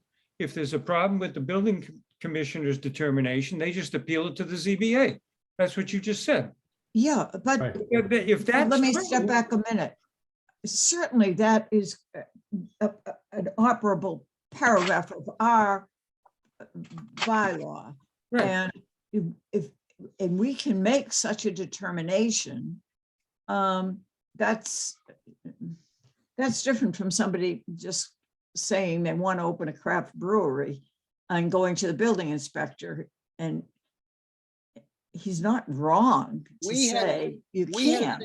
We had a You know? situation, Yeah. I don't remember if it wound up happening or not, where somebody came to us and wanted to have a, what was it, Marty? A liquor warehouse? I think you were the chair and I was the vice chair. We had a chair, vice chair meeting. Yeah, was it And- the place along 128 bin ends? Bin ends? Yeah, it was, I think it was in the mixed use 128 area. Oh, yeah, I remember. Right. Yeah, and they came to us. They didn't go to Dave Roach. They came to me and Marty and Lee at a chair, vice chair meeting and said, can we do it? And Marty pointed out 3.1. We took a look at 3.1. We took a look at the bylaw at the mixed use 128. And Marty and I came to the conclusion that 3.1 allowed us to say that it was similar to other uses allowed in the mixed use 128 area. And they should come to us with an application for a special permit. And that Marty and I were inclined to vote to allow it. They didn't go to Dave Roach. And then when Thank us. we make the determination, then Dave Roach will be satisfied because we've made the determination. Right. But the Right. first step is they had to come to the right people. They didn't go to Dave Roach because Dave Roach probably would have said to them, I don't read that being allowed in the mixed use 128 area. So sorry, you're out of luck. But that was one of the points of that paragraph, was in those kinds of gray areas, we wanted to give people the option to come to us and ask. We might say, no, we don't think it fits anywhere. We'll have to change the zoning or whatever. But Well, listen, if we can avoid having you do an amendment at town meeting, if you want to have me bring Dave in when he's back in February, we can have that conversation. But the only concern I have is if we don't land there, we won't get it done in May, but. We don't have an application if we don't get it done in May. I'm sick of that, Paul. With all due respect, we have an opportunity, and we can lose these opportunities. Adam, if you've got a person who wants to bring a brewery in town, Marty and I are inclined to go to under 3.1, bring that person in front of the planning board and let's get the process started. and they gotta tell us what the operation will be and where they want to go. I understand that, but there is a failure in this system. I don't disagree with you, Marty, and Paul, I don't disagree with you either. The problem is we have a very deficient system. When a business person, an entrepreneur wants to set this up, speaks to Lee, speaks to Dave, and gets contradictory information with the planning board. So we have an internal problem, communication problem, and we have a problem where the building commissioner apparently has a different understanding of our bylaw than the planning board, which again may be a communication problem. I don't agree with you. And I don't think that that's really what happened here. I think Dave has a very good understanding of the zoning. And I think when he's in doubt, he pushes projects out and he reaches out to people. And that's his But practice. Lee, like you just said, they came to Dave thinking that was the right channel, whether correct or incorrect. And Dave's interpretation is wrong based on what Marty and Paul have said. So there necessarily means that the building commissioner, who I respect, who I think understands and knows our zoning bylaw very well at a very high level, has a different understanding of that provision. Because if Marty was right, then and Dave was aware of it, he would have said, let them come. It's allowed. Look, we had the discussion earlier this evening about whether Marty and I agreed with Dave Roach that the barn at 1688 is a permitted accessory use that has to stay. I was disagreeing with Dave Roach based on the limitation about being like, you know, four different types of structures. Marty disagreed with Dave Roach because he was looking at the word customary. So we both disagreed with Dave Roach, but for different reasons, but we both disagreed with him. So And my attitude is ultimately, somebody comes to us and with an application for a permit, and we make the decision, not Dave Roach. We asked Dave Roach for his opinion, but we're not bound by Dave Roach's opinion. So now you've identified a second area in our bylaw where there's misalignment between the zoning enforcement officer and the planning board. There are probably others. I think it would be helpful to have a conversation and maybe identify. I'm wrong because Gene says I'm wrong. Gene says that the statute says that the building inspector is the arbiter and the interpreter of the bylaw. It doesn't matter to me. What matters to me is that we have a deficiency we're misaligned between our zoning enforcement officer and the authors of our zoning bylaw. The reasonable thing to me seems to make sense that we have a meeting and so we can all understand it. A, the process, B, the authority, and C, what the zoning actually says That's and fine. how it's interpreted and applied. That's fine. I think we would better use our time to go along with the direction that Marty has already provided to us. Look at our zoning bylaw, see those uses that are similar to this new use, and see where it's reasonable to make that determination. And then we wait. I mean, we let it be known, perhaps we have a meeting with the select board and say, we think that if somebody approached us, this is how we would make a determination along these lines. If we feel we can't go there after we do this further work, then we start talking about zoning bylaw amendments we need. Okay. That's Let me what I think. say, Lee, let me just say that one of the other things we were trying to do with this paragraph, and I think, Gene, you'll remember this, is we didn't want this to be a difficult process to come to us and make that determination. We wanted it to be quick and easy. No public notice, nothing like that. Just come talk to us. Tell us what you want to do there, what the impact would be, and let us ask you a lot of questions about how it's going to work so we can try to figure out whether there's a place in town that is similar. It would be similar in impact and kind and et cetera, and whether it's as of right or not, or by special permit. And let's work at it, see if we can find a place. The point was to try to make it easy for people, Adam, not hard. Yeah, but Paul is saying we don't have an application.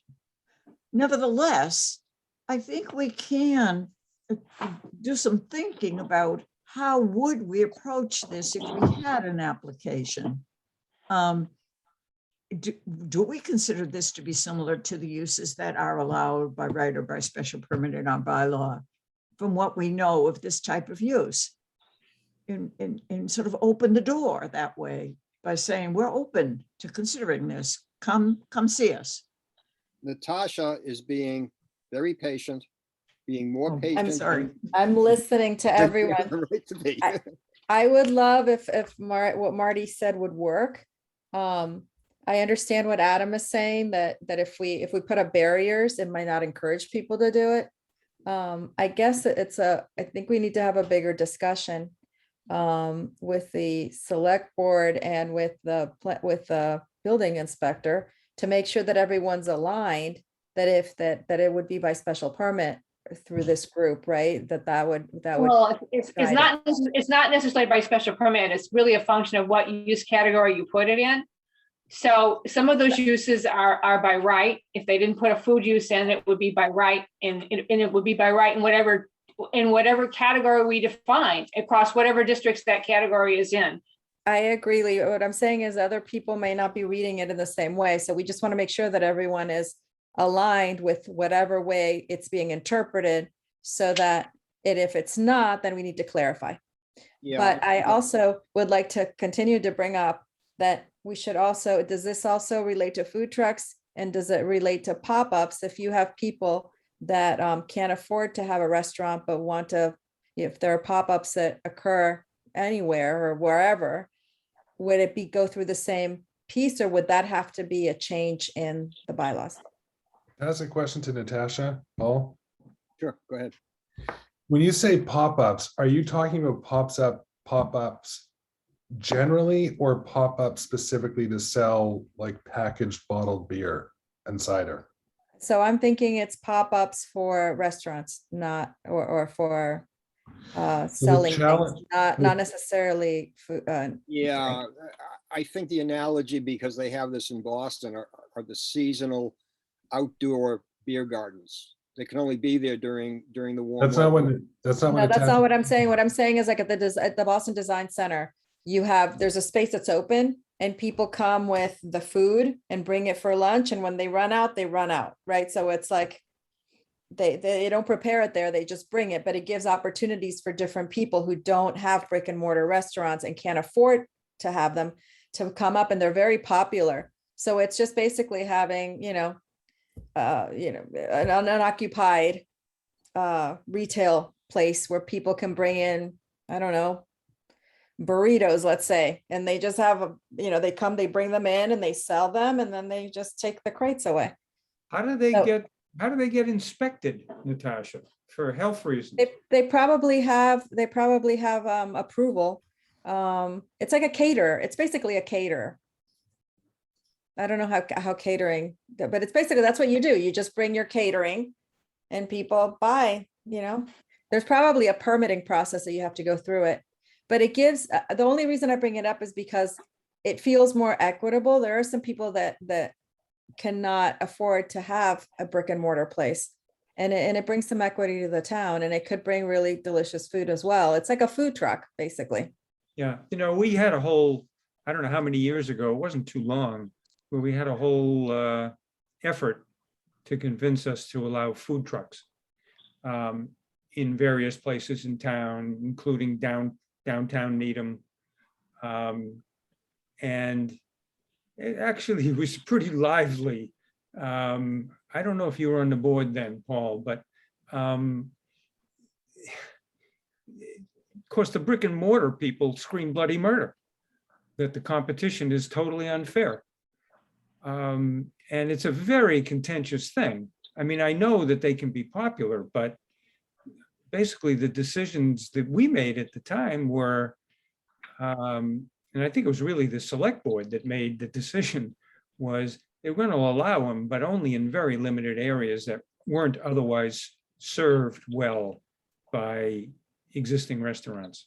So Yeah. So are they allowed right now in that premise? Or with in that premise? underserved areas, I believe so. Lee could probably fill us in. on Yeah, that. the town was allowing them in the New England Business Center on some town-owned parcels. And people basically competed to put a food truck there. So that it was happening there with the idea that it was away from, restaurants that were paying taxes and had this investment in real estate. So basically the bylaws work for that to occur. Again, not trying to create more bylaws, but to work within what we have. People The could food come trucks? and say, yeah, you know, It was for food trucks, but it was in that limited area. And then there were a limited number of food trucks that were kind of allowed as a function of the geographic area that the town had to offer. but it can still happen. I'm just trying, I don't Yeah. want to, Yeah. I agree with Marty. I don't want to change anything if it's allowed once they come speak to the planning board or whoever. I just want to make sure that we don't impede people from being entrepreneurial in different ways, even if it's, what do you call it? If it's only in specific locations. So if that Yep. works with the current bylaws, I'm okay with it. I just don't want it to not be available. The Okay. problem was, and the big concern was, we weren't trying to exclude food trucks. We were trying to keep the existing restaurants from having a food truck pull up right outside its door. I You know, that agree. kind of thing. Yeah. No, I don't disagree with any of that. I just didn't know if, in the New England, what is it called again? I can't. New England New Business England- Center. well, Yeah, Needham Crossing. Needham Needham Crossing. Crossing. I was giving you the district term, but it's called Needham Crossing. Right, Those in of us areas who like are- that, that it would Those of still be us who are permitted. old enough, Natasha, still call it the industrial park. Okay. But it wasn't really, I mean, as a matter of fact, I guess it was limited to that area. But Mm. as a matter of what was written, I think they were limited to underserved areas. And then the question was, okay, where is it underserved? And And that was identified. that's the way it worked. Right, Marty, But I it- wasn't but on the it's planning board. available. I It's wasn't on the available. planning board, but I was on town meeting when Doug Fox brought it to town meeting as a citizen's petition. Yes. And Yeah. that was quite an Right. evening. Yes, was- I remember. Yeah. Yeah, Gene. Could we, Marty, will you do a memo for us along the lines that you started with? That is section 3.1. And then in what districts do you identify the uses that are similar in kind and similar in impact? Are they allowed by right or by special permit? How can we combine restaurant and manufacturing? But And- similar to what, Gene? Similar to craft breweries with associated restaurants. But which model? I mean, Yeah. Adam gave us, I don't know, a dozen models. Where you Well- give me a model and I will do that, sure. I've only been to a few. I'm thinking of the one in Framingham. Where they produce beer that's very popular. They sell it wholesale. You can find it in your liquor store and you can go there and they make it right there. And you can get it all, and then you can sit down at a long table and get pizza or whatever else they have on the menu and beer. So That's if, what I have. That's my image of send what me a quick description of the model you have in Yeah. mind. It doesn't have to be anything fancy. Just can be Yeah. bullet points. I don't care. And I will try to do that. Okay. Adam, is my description good enough for what we have in mind? I seem to have a different idea, but The problem is, I if think there's that's what somebody everybody out there, thinks of. if there's somebody out there who's really interested in doing something, it'd be so much easier for them to just come in and say, this is the description I have in mind. This is what I want to do. And then we can all do what But they asking- did what they understood was the right thing to do. Right or wrong, that's They what went they to Dave did. Roach. They went to Dave Roach. they went to somebody who maybe didn't tell them that there was this provision 3.1 that allows the planning board to decide this issue. I don't know what happened, but in this particular issue, and Dave's got a lot of discretion and he's got a lot of authority, but in this particular issue, we happen to have claimed the right to make that determination under 3.1, the notwithstanding paragraph. And maybe Dave didn't tell him. I don't know. Well, once we Oh. have this memo, we meet with the Board of Selectmen. Since we don't have a newspaper anymore that could publicize this, we let the chamber, Greg, whatever his name is, at the Chamber of Commerce know about this, and he puts it in his newsletter. And it's out there. The door is open. Okay, Well- I didn't realize how late it was. It's 11:30. Yeah. That's So, But we have to make a decision about the work, the housing plan working group. It's a quick decision. Can we Let's do go. it tonight? sure.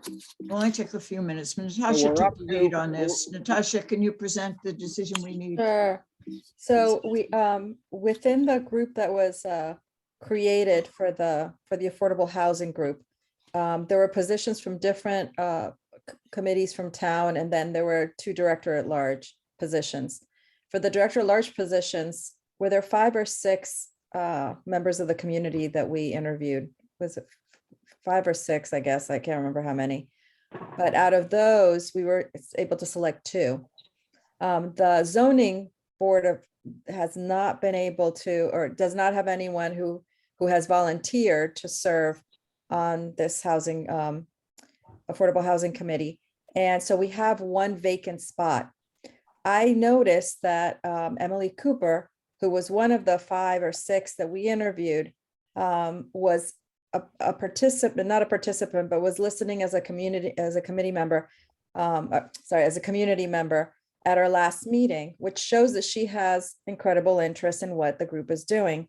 And so I proposed to Jean and to the group, or the working group, that possibly if that spot is vacant, that she would be a good candidate to fill that spot, since she has shown a lot of interest beyond, without even being on the selected as one of the directors at large. So could we change, and she was one of the finalists. Yes, Adam. Are you saying there are 3 vacant spots right now, or there's 1? There's 1 vacant spot. And it was, So, She was one of the, I think, 4 people we actually interviewed, Jean and I.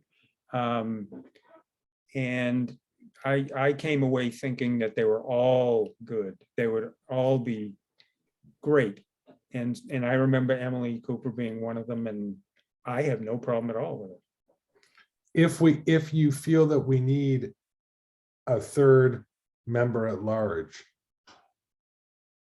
because the alternative would be not, if we just don't have to appoint anyone else. If the ZBA doesn't have anyone, because the point was to have ZBA, and if we don't, I think she brings a different perspective, and not only that, I mean, I'm appreciative that she cares enough to show up to listen to the meetings, and a lot of people don't do that. Let me ask you a So- question.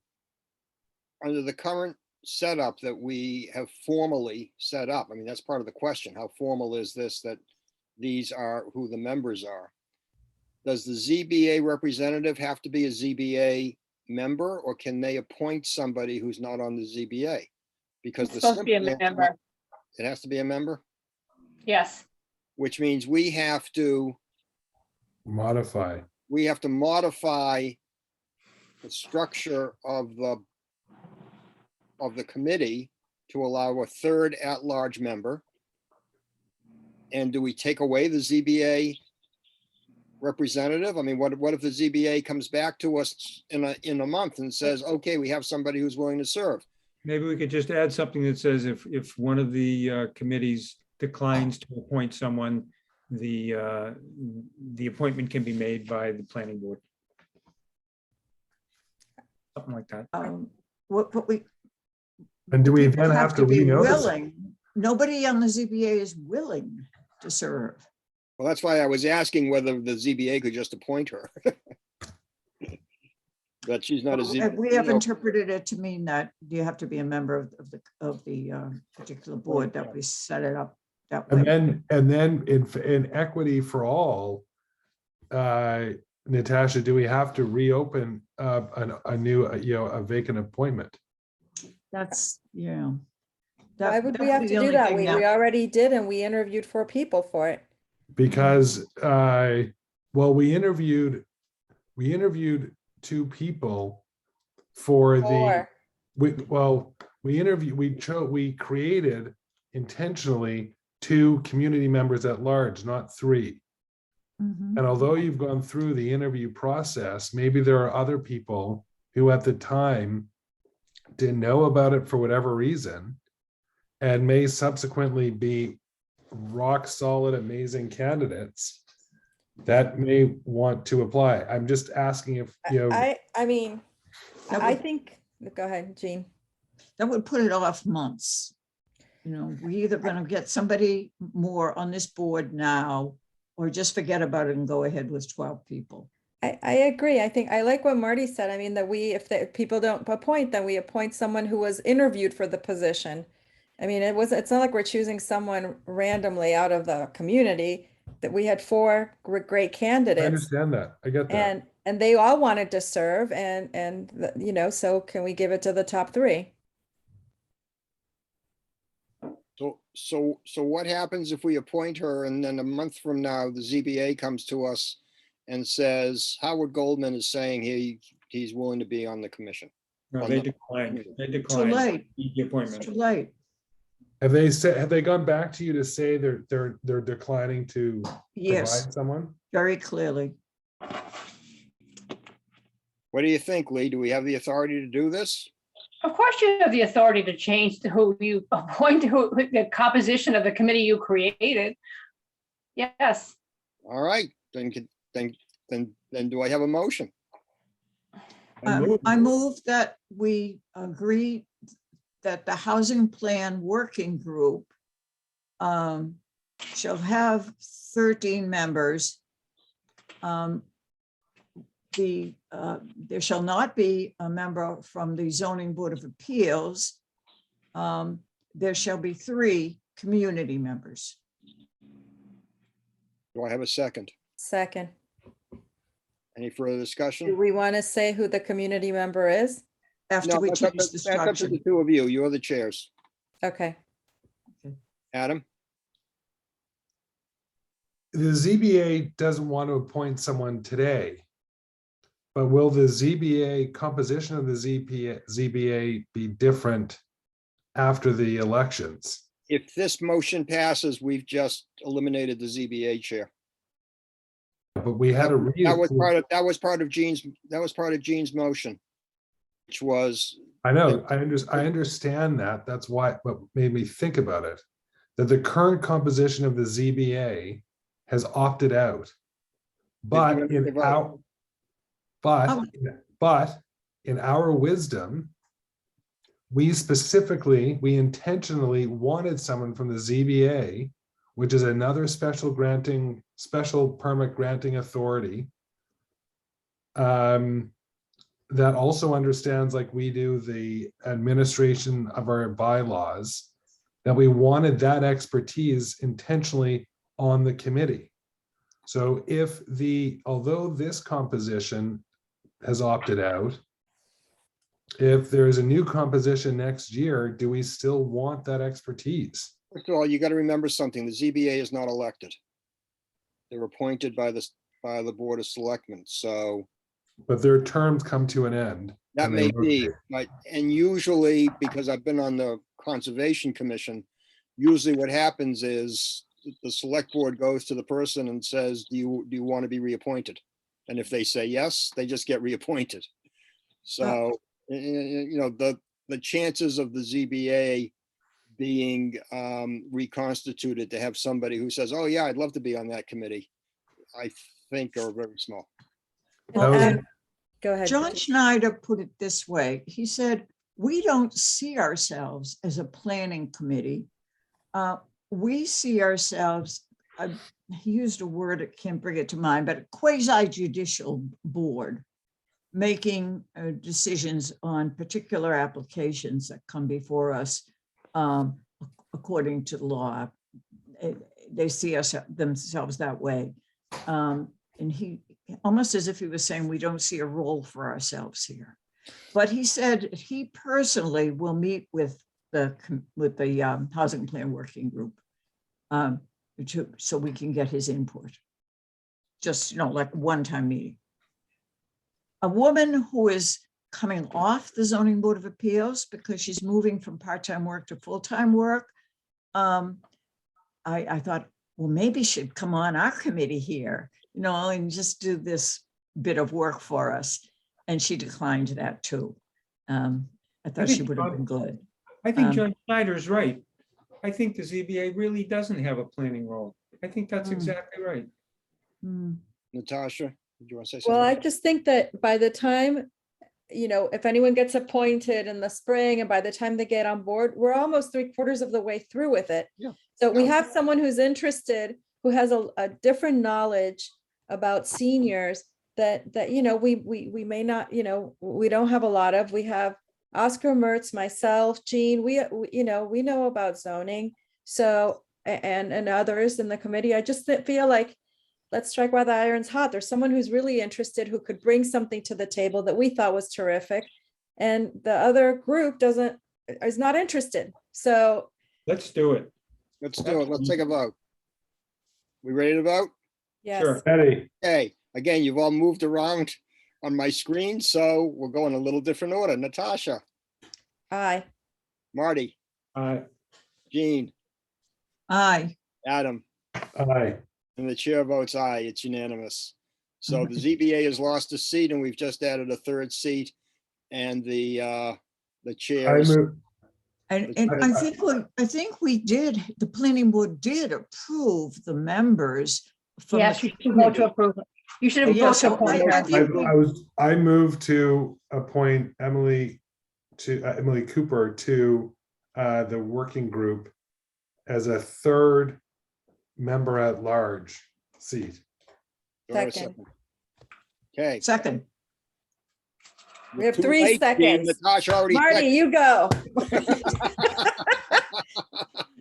Any further Aye. discussion? No, Natasha, aye. Marty, Aye. Jean, Aye. Adam, Aye. and the chair votes aye. It's unanimous. All right, Welcome to thank the you. board. Any further, Lee? It's very late, so I hope you don't have anything, but do you have any? further? I do, but it's just too late. I'll bring it to the next meeting. Okay, We got to stop meeting so late like this. Agreed. let's get rid of 1688 and we can do it, Marty. Yeah, really. Can I have a motion to adjourn? So moved. Second. Any discussion? Lee, you Hearing can, none. Natasha, Aye. Marty, Aye. Jean, Aye. Adam, aye. chair votes aye. We're adjourned. Alex, turn off the recording. Thank you, everyone. Good night. Thank you. Aye. Good night, Happy everyone. holidays. And to you. Yes. Yes, Merry- thank